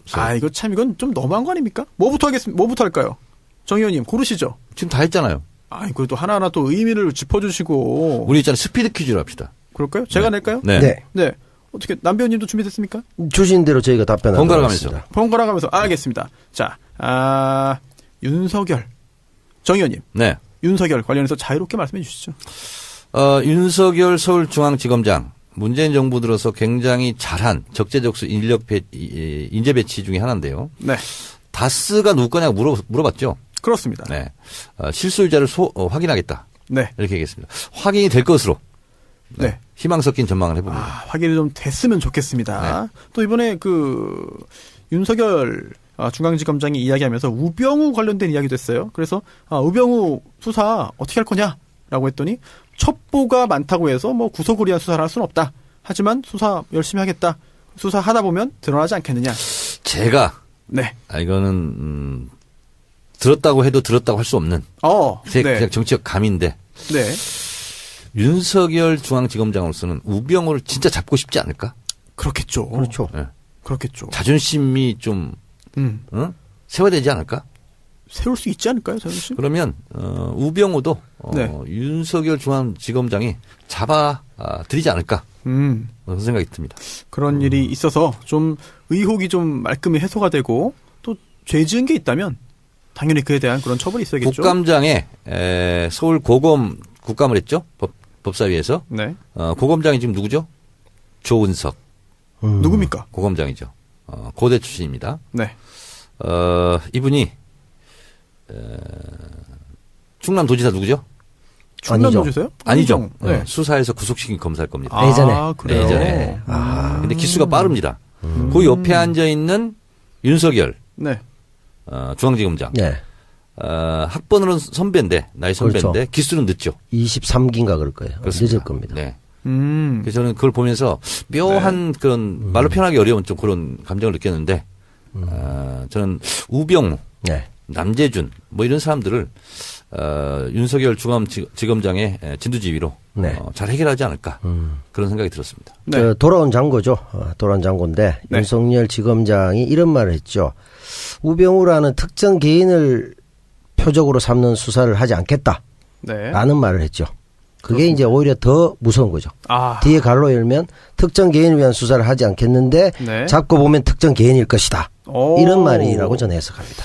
그래요. 예. 그런 결과가 나오기를 좀 기대를 해보겠습니다. 말 나온 김에 우병우 관련해서 우리 남배우님의 분석 좀 듣죠. 우병우 출국 금지가 됐습니다. 다시 한번. 네. 자, 우병우 관련해서 우병우 전 수석이 재판받으면서도 뭐 이런저런 막 인상도 쓰고 뭐 손짓도 하고 하다가 재판장에게 지적도 당했고요. 자, 앞으로 우병우 전 수석 지금 우병우 전 수석 어떤 입장일까요? 어떤 생각하고 있을까요? 지금까지는 박근혜 전 대통령을 포함해서 다 잡혀갔는데 네. 자기만 남았지 않습니까? 그렇죠. 유일하게 거의. 그렇죠. 이제 추명호라는 이제 이 고리가 어떤 결과로 이어질지가 초미의 관심사가 아니겠어요. 그러니까 그렇죠. 추명호의 입, 네. 그리고 자기의 그 실실 쪼개던 그 미소, 아하. 여기에 함수 관계를 고민하고 있지 않을까. 네. 그런 생각됩니다. 자, 추명호 전 국장 이야기 나왔습니다. 물론 구속영장을 청구했지만 검사가 기각이 된 상태에서 불구속 상태인데 굉장히 의미 있는 기사가 나왔습니다. 추명호 전 국장이 검찰 조사 당시에 이미 이야기를 했다. 뭐냐면 굉장히 다양한 그런 그 첩보 문건들이 작성이 됐고요. 그 중에서 우병우 전 수석으로부터 직접 전화로 지시를 받았다. 또 그에 따라서 직보를 했는데 그 중에 최순실 관련된 것만 빼고 나머지만 보고했다. 직보했다라고 말을 하고 있습니다. 자, 정 의원님. 네. 이런 추명호 전 국장의 이야기 믿을 수 있겠습니까? 지금 뭔 얘기인지 잘 모르겠어요. 딴짓 하고 있어가지고. 남 배우님.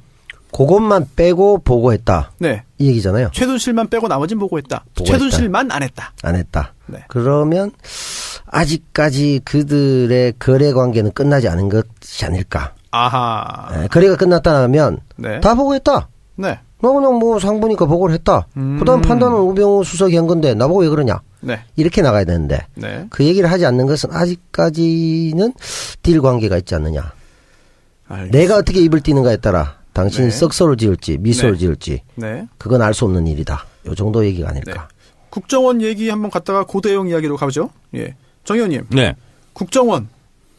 남재준 국정원장 당시에 뭐 위증을 교사했다든지 아니면 허위 진술을 뭐 요구했다든지 또는 가짜 사무실을 만들어 놓고 압수수색에 대비했다든지 자 어떻게 그것뿐만 보십니까? 아니라 예, 또요. NLL 대화록을 무단으로 유출한 네. 국기문란 사건도 네. 남재준 국정원장 때 네. 그쵸, 그때죠. 이루어졌었죠. 네. 그래서 저희가 원세훈 시절에 국정원 댓글 사건을 저희가 국정조사할 때 그때 남재준 국정원장이었거든요. 제 파트너가 정보위 간사로서 네. 국조특위 또 간사로서 참 그때 위세가 대단했습니다. 아, 그래요. 네. 잘못한 게 있다면 이번에 벌을 받아야 네. 됩니다. 알겠습니다. 저희 그 집안에 네. 세 분의 부끄러운 인물들이 계십니다. 누굽니까? 종친 중에 네. 순위를 좀 다뤄야 되는데 이제 남경필 지사. 몇입니까? 아마 순위가 좀 약해요. 한 3위 네. 정도. 네. 2위는요? 2위와 1위가 지금 박빙입니다. 아. 국기문란으로 봤을 때는 1위가 남재준 전 국정원장이 돼야 될 것 같은데 네. 멘탈이나 지금 하는 활동상으로 봤을 때는 네. 남유진 구미시장도 만만치 않다. 아, 그런데요. 반인 반신. 예. 네. 거기다 지금 뭐 엄청난 혈세들 탄신제 뭐 이런 거 하죠. 예, 돈을 많이 네. 들여가지고 또 기념관 뭐 등등 하고 있으니까 네. 이 투톱 남재준, 남유진 네. 이 두 분이 우리 집안을 네. 멸문지화에 이를 정도로 인간들이 아닐까. 남경필은 막 인간적으로는 막 12% 정도 정이 가는 인물. 네. 그럼 또 제 입장에서 보면은 조카뻘이기 때문에 남지사는 딱 그렇습니까? 조카뻘. 학렬이? 예, 네. 남평우 의원이 아하. 저같기 때문에. 네. 정 의원님 혹시 고대영 KBS 사장. 네. 네, 이 부분 관련해서 200만 원 보도가 나왔습니다. KBS 파업의 새로운 국면으로 접어들지 않을까 생각되는데요. KBS 노조에서 네. 고대영 사장을 고발했고 네. 그리고 고발인 조사를 마친 상태죠. 네. 저는 쉽지 않을 거라고 봅니다. 쉽지 않다? 쉽지 않다는 게 어떤 거죠? 자리 보존하기가 어려울 것이다. 자리 보존하는 게 쉽지 네. 않다. 위험하다. 네. 근데 그 KBS 사장이 단가가 200입니까? 저렴하네요. 너무 이게 좀 책정이 적게 된. 본인은 이제 부인하고 있습니다, 지금. 그렇죠. 부인하고 있습니다. 아니, 시원하게 얘기해야죠. 시원하게. 150밖에 안 받았다. 이명박 정권 당시에 또 보도본부장이기도 했죠. 그 당시에도 또 세월호, 그 당시에도 이제 그 여러 가지 보도 관련해가지고 네. 뭐 이제 좀 의혹의 중심에 서 있는 고대영 현 사장인데 그래서 뭐 영전한 거 아니겠어요? 예. 그럴 가능성도 충분히 예. 있어 보이고요. MBC. 네. MBC도 이야기 들어보니까 상당 부분 해결이 됐다라는 그런 그 입장이었고 내부적으로도 희망에 차 있었는데 정상적으로 단계를 하나하나 다 가려다 보니까 시간이 좀 더 걸릴 것 같다라는 그런 이야기가 좀 흘러나오고 있습니다. 자, 마지막으로 국정농단 재판 관련해 가지고 좀 또 여러 가지 굵직굵직하고 흥미로운 그런 이야기가 있습니다. 유영하 변호사 사임했죠. 네. 예, 사임했는데 그 후에도 구치소 들어가서 변호인으로 접견을 했습니다. 이제 변호인이 되려는 자로 하는데 법무부에서 이제 변호인으로서의 접견 또는 변호인이 되려는 자로서의 접견을 불허하기로 했습니다. 그렇게 결정하셨습니까? 네. 이게 원래 지금도 그런지 모르겠는데 몇 년 전에는 2번까지는 받았어요. 왜냐하면 뭐 수임을 하지 않아도 가서 얘기하고 상담해가지고 수임할 수가 있는 거기 때문에 한 변호사가 2번까지는 변호인이 아니어도 들어가서 만날 수 있게 해줬는데 이번 같은 경우에도 이제 편법이다라는 지적이 나오니까 받아주지 않은 것 같고요. 그럼 조윤선 관련해서 좀 얘기 좀 해볼까요? 지금 조윤선 전 장관 블랙리스트 재판 2심 재판이 진행되고 있습니다. 이제 여기에 대해서 선서를 안 했기 때문에 위증죄가 아니다 라고 하는 말을 하고 있는데 제가 알기로는 선서를 했습니다. 시작할 때. 시작할 때 네. 했죠. 네. 한 번 시작하면 한 번 선서하면 괜찮습니다. 그래서 이런 주장 물론 뭐 무죄를 주장하기 위해 모든 주장할 수 있겠습니다만 약간 좀 갑자기 오후에 불려놨을 때 안 했다는 얘기죠. 예, 그렇죠. 예. 하지만 아주 궁색한 얘기죠. 좀 궁색하죠. 네. 그런 부분. 네. 그리고 남 배우님. 네. 이재용 부회장도 지금 항소심 재판이 진행되고 있죠? 네. 네, 그렇죠. 그렇죠. 근데 새로운 주장이라고 하긴 좀 그렇습니다만 다시 항소심에서 이런 주장을 합니다. 박근혜 전 대통령이 직접 받은 게 없다. 그런데 이게 어떻게 단순 뇌물죄가 되냐, 단순 수뢰죄가 되느냐, 이건 제3자 뇌물수수 아니겠느냐, 또 제3자 뇌물수수죄로 볼 때는 이런 또 유죄의 요건을 충족하지 못한다라는 주장을 또 하고 있습니다. 그렇죠. 지금 이제 직접 안 받았으니까 단순 수뢰죄 아니지 않느냐, 그냥 아주 문구상으로 이렇게 얘기를 하는데, 네. 실제로 뭐, 그렇게 따지자면, 박근혜 전 대통령이 그 재단을 왜 만들었겠어요? 최순실 불려주기 위해서 만든 거 아니잖아요. 그냥 맡겨놓고 잘 관리해라. 네. 집사한테 줬다고 해서 본인한테 안 준 건 아니죠. 그런 면에서 보면 네. 충분히 이게 이제 설득력이 없는 얘기고 네. 또 한편으로도 보면 이게 과연 이런 문구상의 해석만으로 피해갈 수 있는 정도가 아닌 국정농단의 엄청난 전 국민이 다 알고 있는 상황인데 경제적 공동체였다는 것도 이미 다 나와 있는데 그걸 뭐 굳이 대통령이 특정 사람 최순실을 위해서 삼성이 도와달라고만 했다는 건 너무나 공색한 얘기가 아닌가 생각이 들어요. 결국 이 재판이 다 대법원까지 갈 것 같아요. 그렇다면 대법원 그렇겠죠. 판결문도 굉장히 좀 공부할 가치가 있는 그런 판결문으로 남지 않을까 그렇게 생각이 되고요.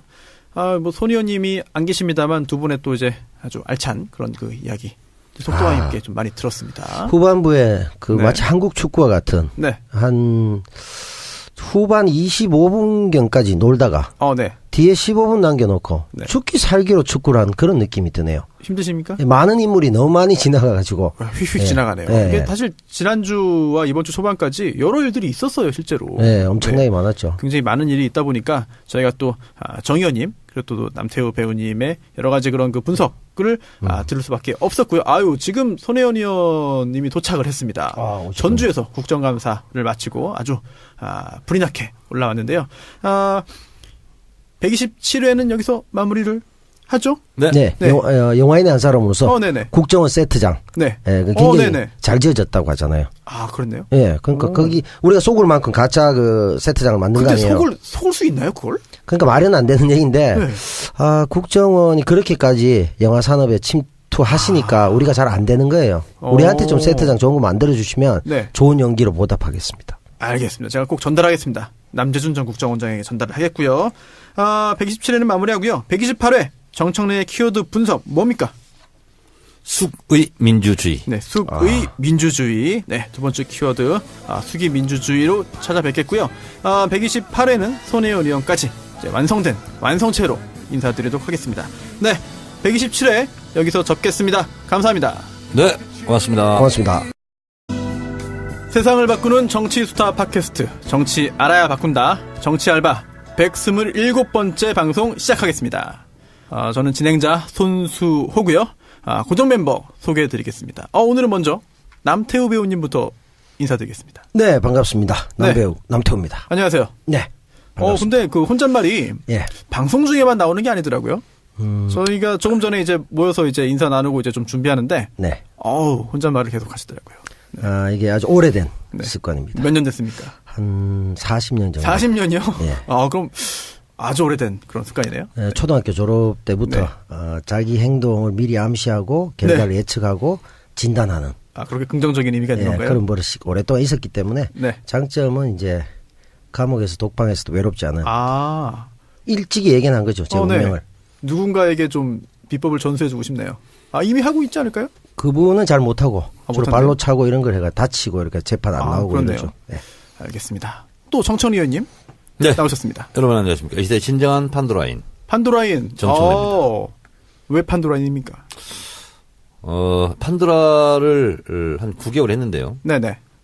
이번 판도라에서 가장 좀 보람을 낀. 제가 봤습니다. 예.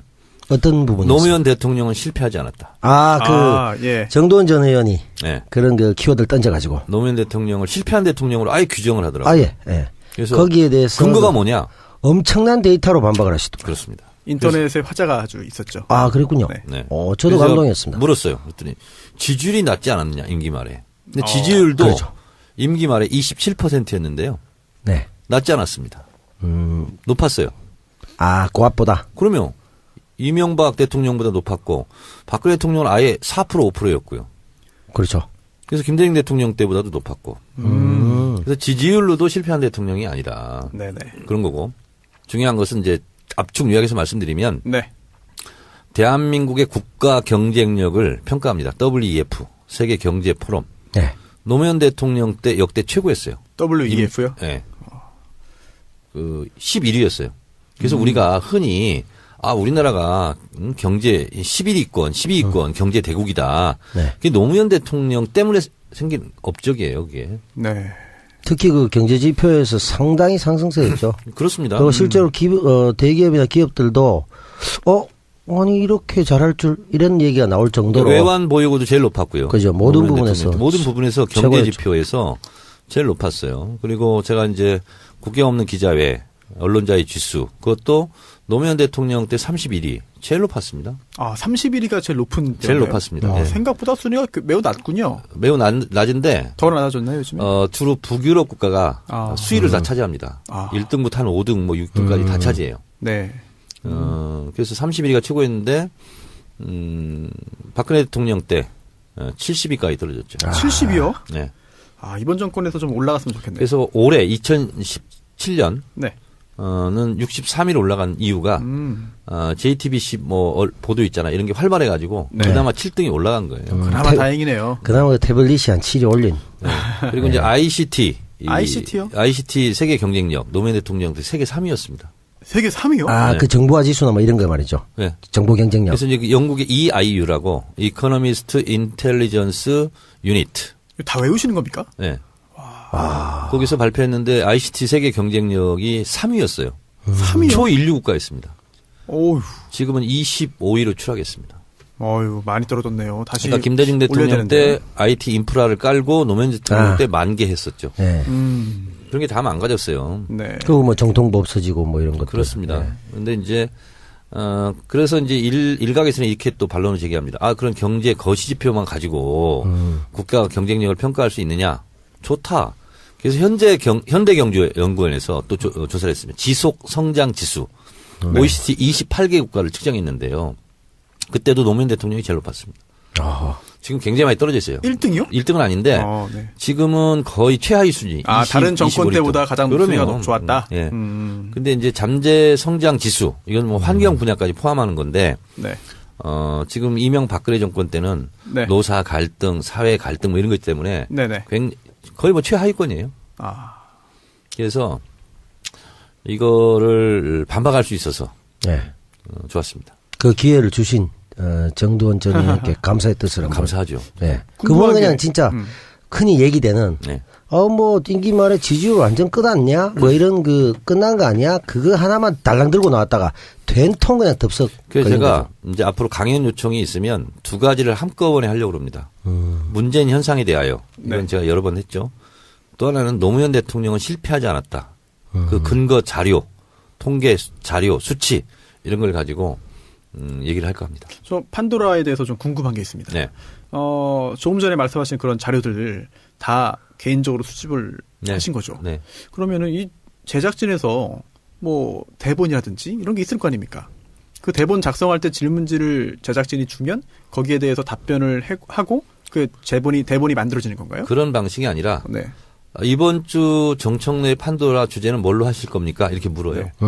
그러면은 상대방이라고 좀 하긴 그렇습니다만 다른 출연자들은 이런 구체적인 정보를 모르고 자리에 앉는 건가요? 이번에는 제 판도라 부분이 아니었어요. 저는 이제 공수처를 가지고 했고. 네, 공수처였죠. 근데 이제 정두원 의원이 문재인 대통령이 선거하려면 링컨을 닮아야 된다. 네. 근데 링컨은 노무현 대통령이 제일 카카오톡도 사찰하고 있다. 이것이 이제 밝혀졌어요. 네. 그리고 나서 뭐까지 밝혀졌냐면 그 관계자 부인의 사생활. 사생활이라는 것은 다른 게 아니고 병원 진료 기록. 이런 것까지 다 사찰했다. 네. 그래서 한참 문제가 됐었습니다. 다음 카카오톡 사장이 국회에 와서 사과도 하고 이랬었는데 사이버 망명 사태도 그때 그렇습니다. 그때 그리고 이제 텔레그램으로 사이버 망명 사태가 벌어지고 그리고 민주노총 찾아갔다가 자기들 의도한 뜻을 못 이루고 그 커피 믹스만 들고 왔다는 그렇습니다. 그죠? 네. 탈취 사건. 그래서 그때 제가 또 마침 뭘 제기했었냐면 이명박근혜 정권 시절에 통신 내역 조회가 너무 많다. 네. 그래서 3년간 박근혜 정권 때 했던 그 통신 내역 네. 조회가 몇 건이나 될 것 같아요? 3년. 7,500만 건이었습니다. 전 수십만 건 걸렸는데 네. 7,500만. 건강보험공단 이런 데 500만 건. 수상 편의를 해서 그냥 싹쓸이 다 해가는 거예요. 그래서 그때 뭐가 문제가 됐었냐면 통신 제한 조치, 통신 기록 조회 이런 게 있잖아요. 네. 통신 제한 조치는 감청한다는 뜻입니다. 근데 통신 제한 조치 영장을 받아가지고 다음 이런 데 가서 기록을 다 가져간 거예요. 그러니까 이게 영장 발부 목적이 틀린 거죠. 그래서 막 사과도 하고 막 그랬었어요. 그럴 즈음에 네. 제가 내비게이션도 사찰당한다. 그게 뭐냐면 유병원 사태 때 네. 키워드 분석을 4개를 했습니다. 유병원이 어디 숨어 있을 거라고 예상됐냐면 송치째. 그래서 송치골, 송치째, 송치골 가든. 그리고 유병원 씨 아들 유대균 씨가 언남초등학교에 나타났다. 이런 첩보가 돼가지고 언남초등학교. 이 4가지 키워드 분석을 내비게이션에 친 사람들 있잖아요. 네. 이 사람들을 다 사찰했습니다. 야, 그럼 그때 거기에 그렇게 검색하지 않고 내비에서 네. 매실밭 이렇게 검색했더라면 그건 아니고요. 그 사람은 안전합니까? 네. 그러니까 어떤 사람들을 했냐면 그때 유병원 씨 도피를 돕고 있다. 그 조력자들 있잖아요. 김엄마 기억나십니까? 네, 김엄마. 이런 분들 5회 이상 이런 분들과 통화한 사람 430명을 사찰했고요. 그리고 은신처라고 얘기됐던 그 4가지 키워드. 송치골 가든 송치째. 그리고 언남초등학교를 친 사람들 있잖아요. 이 사람들 다 사찰했습니다. 근데 내비게이션이 6개 그때 업체였는데 1등, 2등, 3등 업체에 가입된 회원이 3,800만 명이었습니다. 그러니까 4천만 명을 대상으로 이 4가지 키워드를 친 사람들 있잖아요. 이 사람들을 다 들여다봤어요. 근데 문제는 뭐냐면 이분들이 아무 관계없는 국민들이잖아요. 네. 누구든지 송치째, 네. 송치골 가든 칠 수 있잖아요. 네. 네. 근데 그분들이 2차 목적지가 있을 거 아니에요. 네. 그것까지 다 사찰했습니다. 그 다음에 어디로 갔느냐? 어디로 갔는지를. 야, 내비게이션 쓰면 안 되겠네요. 이것을 그래서 제가 폭로했습니다. 국감 때. 그래서 그날 기사가 200건이 넘게 쏟아졌습니다. 네. 그날의 톱뉴스였어요. 그래서 제가 얼마나 기뻤겠어요. 네. 근데 실검이 안 올라옵니다. 아, 그래요? 정청래, 송치째, 내비게이션 이런 게 안 올라와요. 오, 의심이 되네요. 의심이 되죠. 네네. 그리고 아무리 봐도 주요 기사가 안 떠요. 아하. 정치면도 없어요. 네. 다음에선 떴습니까? 안 떴어요. 다음에도 안 뜨고. 네. 그래서 제가 밤에 가가지고 분하고 억울하고 원통하잖아. 네. 그래서 일일이 다 봤어요. 댓글이 안 달려요. 안 달려요? 네.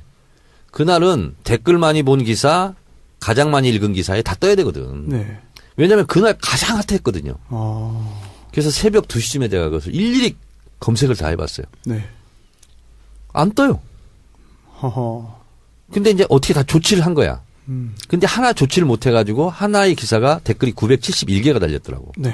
원래 한 3,000개, 4,000개, 5,000개씩 달려야 되는데 그거는 어떻게 처리를 못 했는지 971개가 댓글이 달렸는데 댓글 많이 달린 기사의 랭킹을 보니까 6위에 랭크가 돼야 돼요.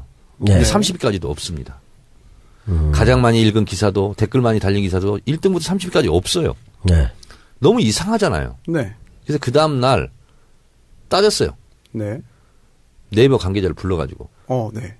어떻게 된 거냐 그랬더니 IT 분야로 섹션을 처박아 놨어요. 그 KBO 때 그 박동희 기자의 이야기랑 똑같네요. 그때도 야구 관련된 KBO 비리 기사 썼더니 IT 쪽으로 편성이 됐다고 네. 그랬거든요. 어허. 수법이네요.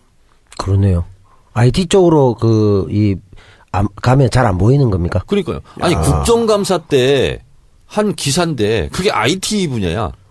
내비게이션 관련된 거라고 그냥 뭐라 내비게이션이 그러네요. 무슨 성능이 뭐 업그레이드 됐다거나 뭐 그런 게 아니잖아. 네. 야, 이런 또 편법이 또 있네요. 정말. 네. 야, 사실 그 네이버 그래서 이걸 네. 가지고 우리 방송은 좀 늦게 나가겠네. 아침에 뉴스 공장에 나가게 됐어요. 아, 나가서 이제 상세히 설명하신다고. 언제요? 우리 녹음한 다음날 내일 아침. 내일 아침에. 아, 그래요? 네. 뭐 네이버 이야기로요? 이- 과거 이- 경험 이거 이 지금? 얘기로. 아하. 왜냐하면 지금 네이버가 지금 이제 관심 이슈로 들어갔기 때문에. 네. 그래서 이게 지금 이제 이런 거죠. 제 추론입니다. 지금부터는. 네. 네. 영향력이 일개 하나의 매체보다 엄청나게 영향력이 있는 네이버에 과연 국정원이 손대지 않았을까? 저는 그런 의혹을 가질 수밖에 없는 거죠. 국정원 입장에서는 굉장히 매력적인 당연하죠. 것이죠. 네네. 지금 5등을 했다. 네. 어떡하냐 그랬더니 그 앞에 이재호 원편이 나왔대요. 아, 그게 이제 컸죠. 거기 컸대요. 네. 그게 아니었으면 4등도 충분히 할 수 있었다. 조금만 평소처럼 탄력을 받았다면 4위, 3위는 충분했죠. 그러니까 이재호 의원 편은 사람들이 많이 안 들었다 이겁니까? 그렇죠. 앞에 너무 큰 돌이 있어가지고. 큰 돌이 있어가지고 네. 그 건너뛴 거예요. 네, 사람들이 오히려 비난하고 안 들어버린 경우도 꽤 있었거든요. 그리고 나서 뒤늦은 반성, 네. 이 두 분이 나왔네? 이러면서 다시 올라갔죠. 그렇죠. 네. 그래서 그렇네요. 다음부터는 짝꿍을 좀 잘 맺어달라. 네. 1부, 2부. 그래서 우리가 예. 다음번에는 네. 우리 남배우랑 같이 나갈 때 네. 다음에 또 한 달에 한 번씩 나가. 그럴 수 있죠. 저 방고정으로 수 있으니까. 네. 그래서 다음 앞에 선수를 잘 보고 나가자. 누가 나오는가. 저번처럼 문성근 선배 이렇게 나가니까 바로 그냥 쭉 올라가더라고요. 섭외를 같이 좀 논의를 하세요. 이도영 작가하고. 예. 네. 아니면 주진우를 앞에 세우고 그러면 아니면 김어준을 세울까? 효과적이네요. 그러면 뭐 3위하면 무난하지 않을까. 효과적이네요. 홍상희 기자가 지금도 계속 진행하죠. 그럼요, 예, 하시죠. 근데 홍상희 기자. 3등을 하면 네네. 이 작가 또 출연료를 올려주기로 했대요. 3등을 하면요. 네. 이 작가 또 옵션을 걸었군요. 네. 그래요? YTN에서 그렇게 얘기를 했대요. 그럼 3등 빨리 해야겠네요. 지금 이제 10위 안에 들어가가지고 7위 아닌가 10위 안에 들어가가지고 들어갔죠. 계속 올렸대요. 네. 네네. 올렸어요, 벌써? 올렸대요. 우리는 뭐 순위 올라가도 아무 그런 우리는 뭐 일도 이 작가를 위해서 봉사하는 거지. 우리는 해도 뭐 언제든지 교체할 수 있다고 비난하고 이러는데. 역시 모든 게 자기는 또 가서 올리고. 모든 게 이동영 작가의 큰 그림 안에서 지금 이루어지고 있습니다. 네, 그렇습니다. 지난주 이 두 분의 이제 활약상 말씀을 드렸고요. 손혜원 의원은 지금 전주에서 국정감사를 진행하고 있습니다. 그래서 네. 지금 상경하는 중인데요.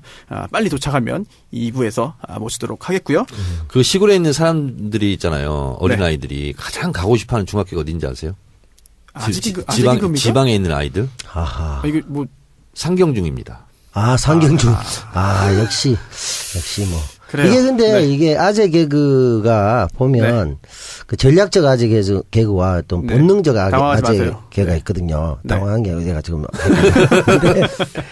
근데 정 의원님은 저는 약간 전략적 아재 개그 쪽인데 네. 전략적하고 본능적 쪽에 약간 본능 쪽에 더 가까우신 것 같아요. 옛날에 우리 친구들 있잖아요. 네. 뭐 무작정 상경중 뭐 이런 애들이 많았어요. 그렇죠.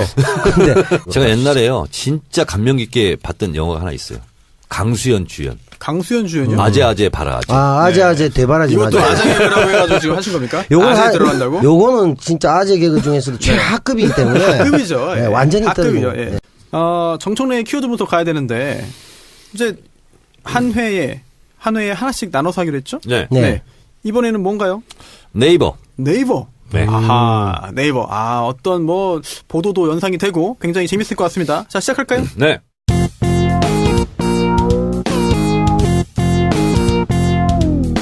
정청래 키워드 분석.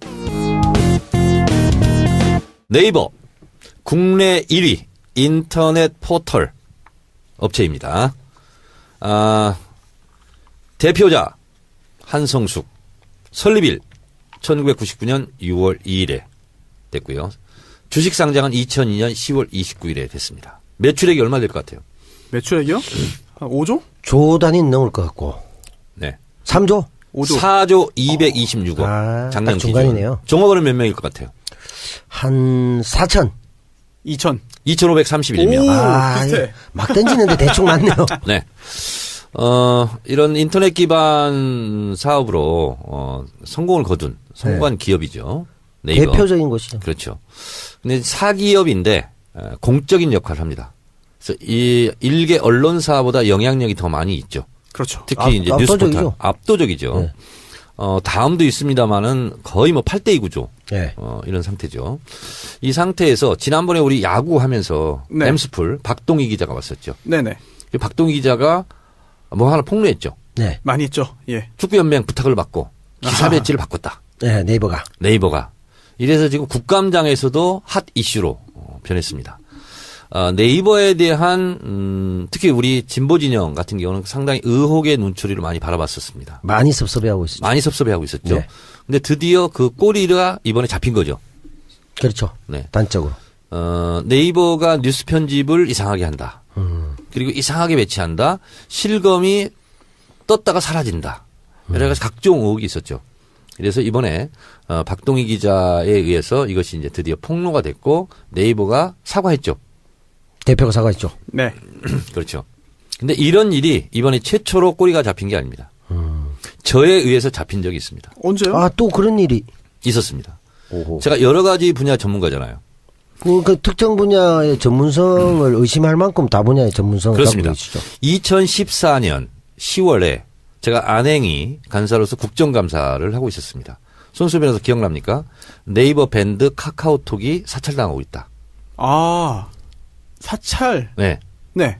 그렇습니다. 그때 또 뭐 영장 관련해 가지고 여러 가지 이야기가 나왔죠. 그렇습니다. 그 전 겨울에 민주노총 간부들이 경향신문사에 피신해 있었습니다. 네. 네, 그렇죠. 기억나시죠? 네, 네. 그래서 경향신문사를 압수수색한다. 정동이에요. 정동. 네. 경찰이 쳐들어왔었죠. 그 민주노총 거기 사무실이 거기 있지 않나요? 그렇습니다. 그렇죠. 압수수색한다고. 그리고 저도 그때 달려갔었어요. 정동 카톨릭회관인가요? 그 건물이? 아닙니다. 그냥 경향신문사 경향신문사 본사. 상가요? 네, 거기죠. 근데 그때 어떤 일이 벌어졌냐면 민주노총 간부에 대해서 네이버 밴드를 사찰했다. 예를 들면 그걸 압수수색 영장을 받아서 사찰할 수 있죠. 근데 그분과 밴드를 했던 모든 사람들을 다 사찰했어요. 그리고 나서 카카오 했던 사람 아니냐. 예, 거기서부터 출발했죠. 거기서부터 출발했죠. 네. 그러면서 노무현 대통령은 실패했다. 그러나 문재인 대통령은 실패하지 말아라. 그렇죠. 덕담처럼. 덕담처럼 그렇게 했는데 잠깐 노무현 대통령이 실패했다고요? 인정 못합니다. 그 근거가 뭐죠? 이렇게 이제 시작된 네. 거예요. 그러면 애초에 준비된 부분이 아니었던 거네요? 그렇습니다. 오. 평소에 알고 계시던 다양한 데이터. 그렇다면 굉장히 더 흥미로워지는데요, 이게. 네. 야, 저는 좀 이 사전에 준비된 게 아닌가. 그렇다면은 왜 저렇게 정두원 의원이 저렇게 속수무책으로 당하고 있나. 근데 본인은 내가 이런 자료를 알고 있을 거라는 걸 모르는 상태에서 그렇죠. 네. 본인은 실패한 근거를 못 댄 거죠. 그 근거를 전혀 못 대고 준비했다기보다 약간 논쟁이 될 때 원래 갖고 있던 그 데이터를 제시한 거고 링컨 대통령 그만큼 존경한다면서 상대방을 배려하고 설득했던 그 정신을 노무현 대통령이 이어받지 못하고 정적을 배제하는 방식으로 갔기 때문에 실패한 거 아니냐라면서 끼워 넣으면서 이제 쥐줄도 봐 이렇게 갔죠. 이제 본류에서 이제 벗어나 있어서 이제 편집된 부분인데 제가 녹화 현장에서 한 부분이 뭐냐면 네. 대체적으로 자유한국당의 보수 진영이 존경하는 인물이 백범 김구가 많대요. 어떤 일이 있었냐면 2004년도 제가 초선 국회의원 때 네. 친일 진상 규명법 이런 거 가지고 KBS 심야 토론이 붙었거든요. 네. 그때 새누리당 모 의원이 나왔어요. 그래서 홈페이지를 제가 미리 찾아갔거든요. 그랬더니 네. 존경하는 인물이 아니라 다를까 백범 김구로 돼 있더라고요. 그래서 제가 생방송이니까 즉석에서 제가 물었어요. 아무개 의원님은 존경하는 인물이 누굽니까? 뜬금없이 제가 물었어요. 했더니 백범 김구 선생입니다. 네. 이렇게 답변을 해요. 제가 유도를 한 거죠. 그 상태에서 제가 뭐라고 했냐면 좋습니다. 백범 김구를 존경한다고 그러니 우리가 친일 진상 규명법 이걸 하고 있으니 제가 백범 김구 선생의 친일 문제에 대해서 얘기하겠습니다. 백범 김구 선생이 조국에 돌아올 때 흉중에 273명의 살생부 명단을 가지고 들어왔습니다. 임시정부 정승학 정치부장에게 시켜서 극악한 친일을 했던 263명 이 사람들은 죽여야 된다.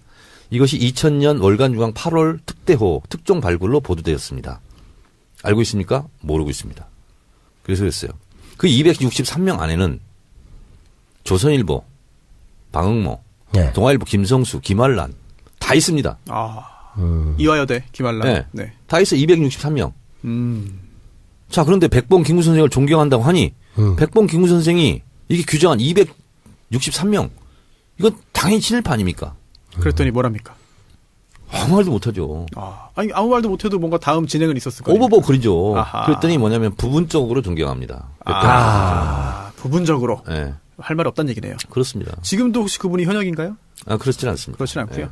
그래서 결국은 어떻게 했냐면 제가 그 살생부 명단 판넬을 만들어가지고 KBS 생방송 때 그 보여줬거든요. 보좌관이. 거기 이제 다 있어요. 박정희도 있고 막. 그래요? 예. 근데 이제 왜냐면 박정희 뭐 이런 사람 끼면 안 된다. 친일파에. 네. 그래서 그걸 가지고 내가 반박 자료를 했는데 결국은 어떻게 사건이 됐냐면 네네. KBS 정현주 사장을 고발했습니다. 누가요? 그때 당시 그쪽에서. 한나라당에서. 당에서요? 네. 왜요? 정청래 같은 사람을 왜 KBS 심야 토론에 초청해가지고 이렇게 분란을 일으키냐고. 말이 안 되네요. 그거는. 그래서 정현주 사장이 고발당했어요. 그래요? 그래서 나를 고발해라. 네. 당사자를. 그렇지. 같이 한번 싸워보자. 네네. 근데 저는 고발을 못했어요. 아하. 그런 일이 있었어요. 그런데 이번에도 판도라에서 그 얘기를 했어요. 제가. 네. 그 부분 편집됐군요. 그 부분이 편집됐죠. 그러니까 이제 링컨을 존경한다고 그러길래 그리고 또 백범 김구도 존경한다 뭐 이런 게 얘기가 많이 나왔어요. 그 얘기를 하나 했었고 또 하나 편집된 부분은 뭐냐면 적폐청산 이런 거 하지 말고 관용으로 가자 어쩌건데 그랬어.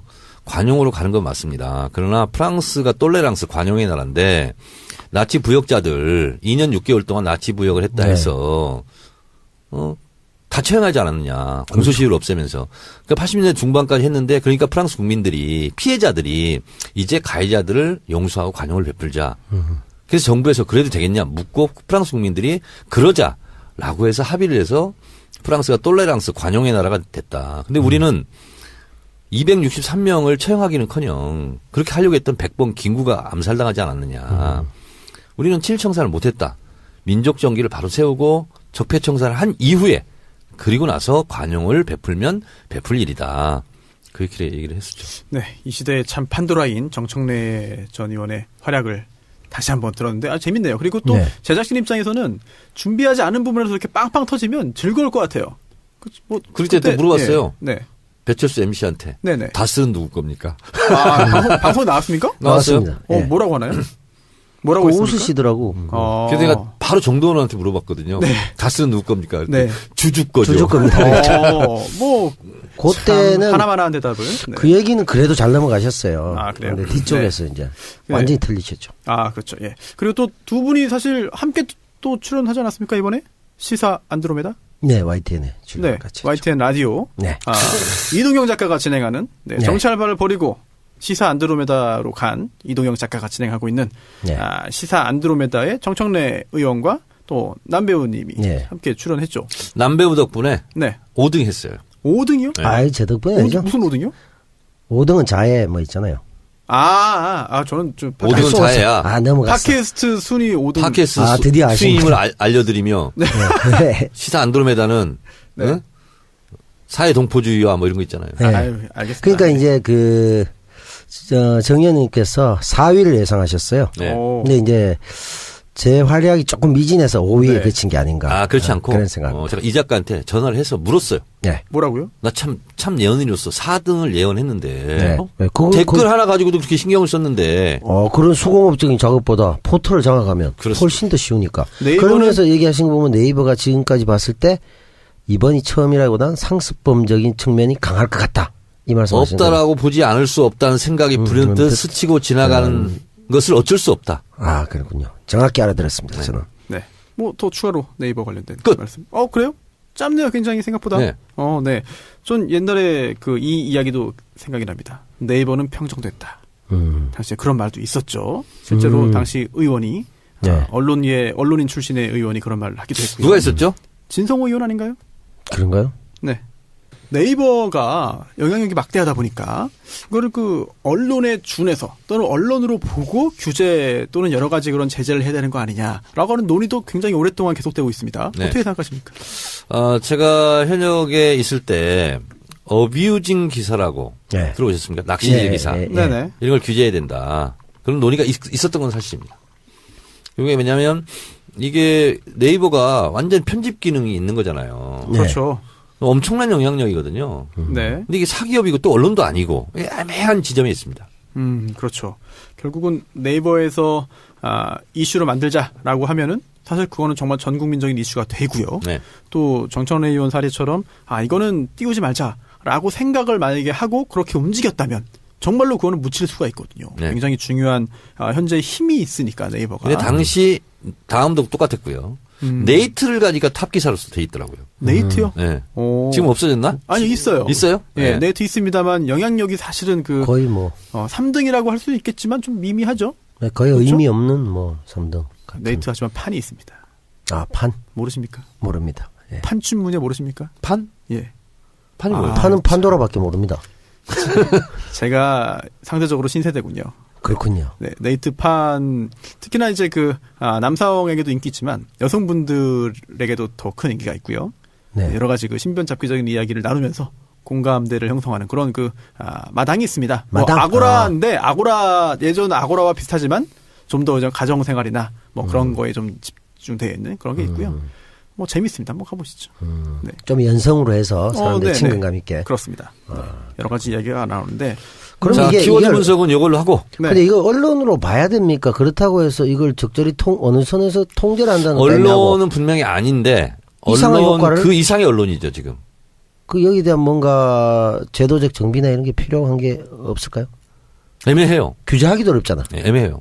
그럼 뉴스 구글이나 다른 네. 그런 해외 포털들을 보면은 사실 검색 창만 떠 있지 초기 화면에 네. 뉴스 기사들이 이렇게 올라가질 않잖아요. 구글 같은 경우는 없죠 아예. 네네. 그래서 과연 이게 편집을 결국은 네이버 직원이 선정을 해서 어떤 기사를 올리는 거잖아요. 네. 그렇다면 이거 정말 어찌 보면은 언론보다 더한 언론으로 볼 수도 있는데 기능적으로는 과연 이걸 어떻게 봐야 되느냐 좀 굉장히 입법부에서도 고민이 많을 것 같습니다. 국회에서도. 네, 그렇습니다. 근데 어쨌든 포탈에 관한 규제 내지는 이런 거를 좀 네. 해야 되지 않을까 생각이 듭니다. 그리고 짧게 하나만 좀 하자면은 사실 이 네이버 관련된 문제가 그동안도 의혹 제기 많이 있었는데 이번엔 처음으로 시인한 것 같아요. 그렇죠? 그리고 그렇습니다. 내부 감사를 했더니 네이버 스포츠 담당자가 외부에 한국 프로축구 연맹에 기사 재별 요청을 일부 받아들였다고 확인됐다라고 하는데 이게 사실 기억하실지 모르겠습니다만 저는 K리그를 굉장히 좋아하기 때문에 전북현대의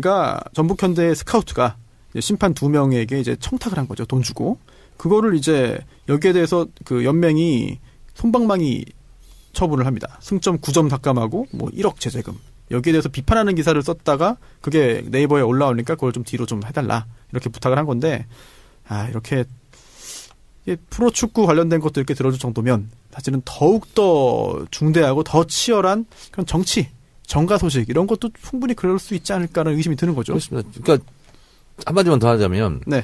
열심히 준비해서 국감을 했는데 당연히 정치 기사죠. 어떻게 IT 분야로 갑니까? 그러니까요. 이거 참 정말 근데 그 IT 기사로 보내가지고 아주 주된 관심에서 비껴나가게 하는 거 굉장히 효과적인 방법인 것 같습니다. 안 올린 건 아니니까요. 네. 그들 입장에선 참 신기하네요. 네.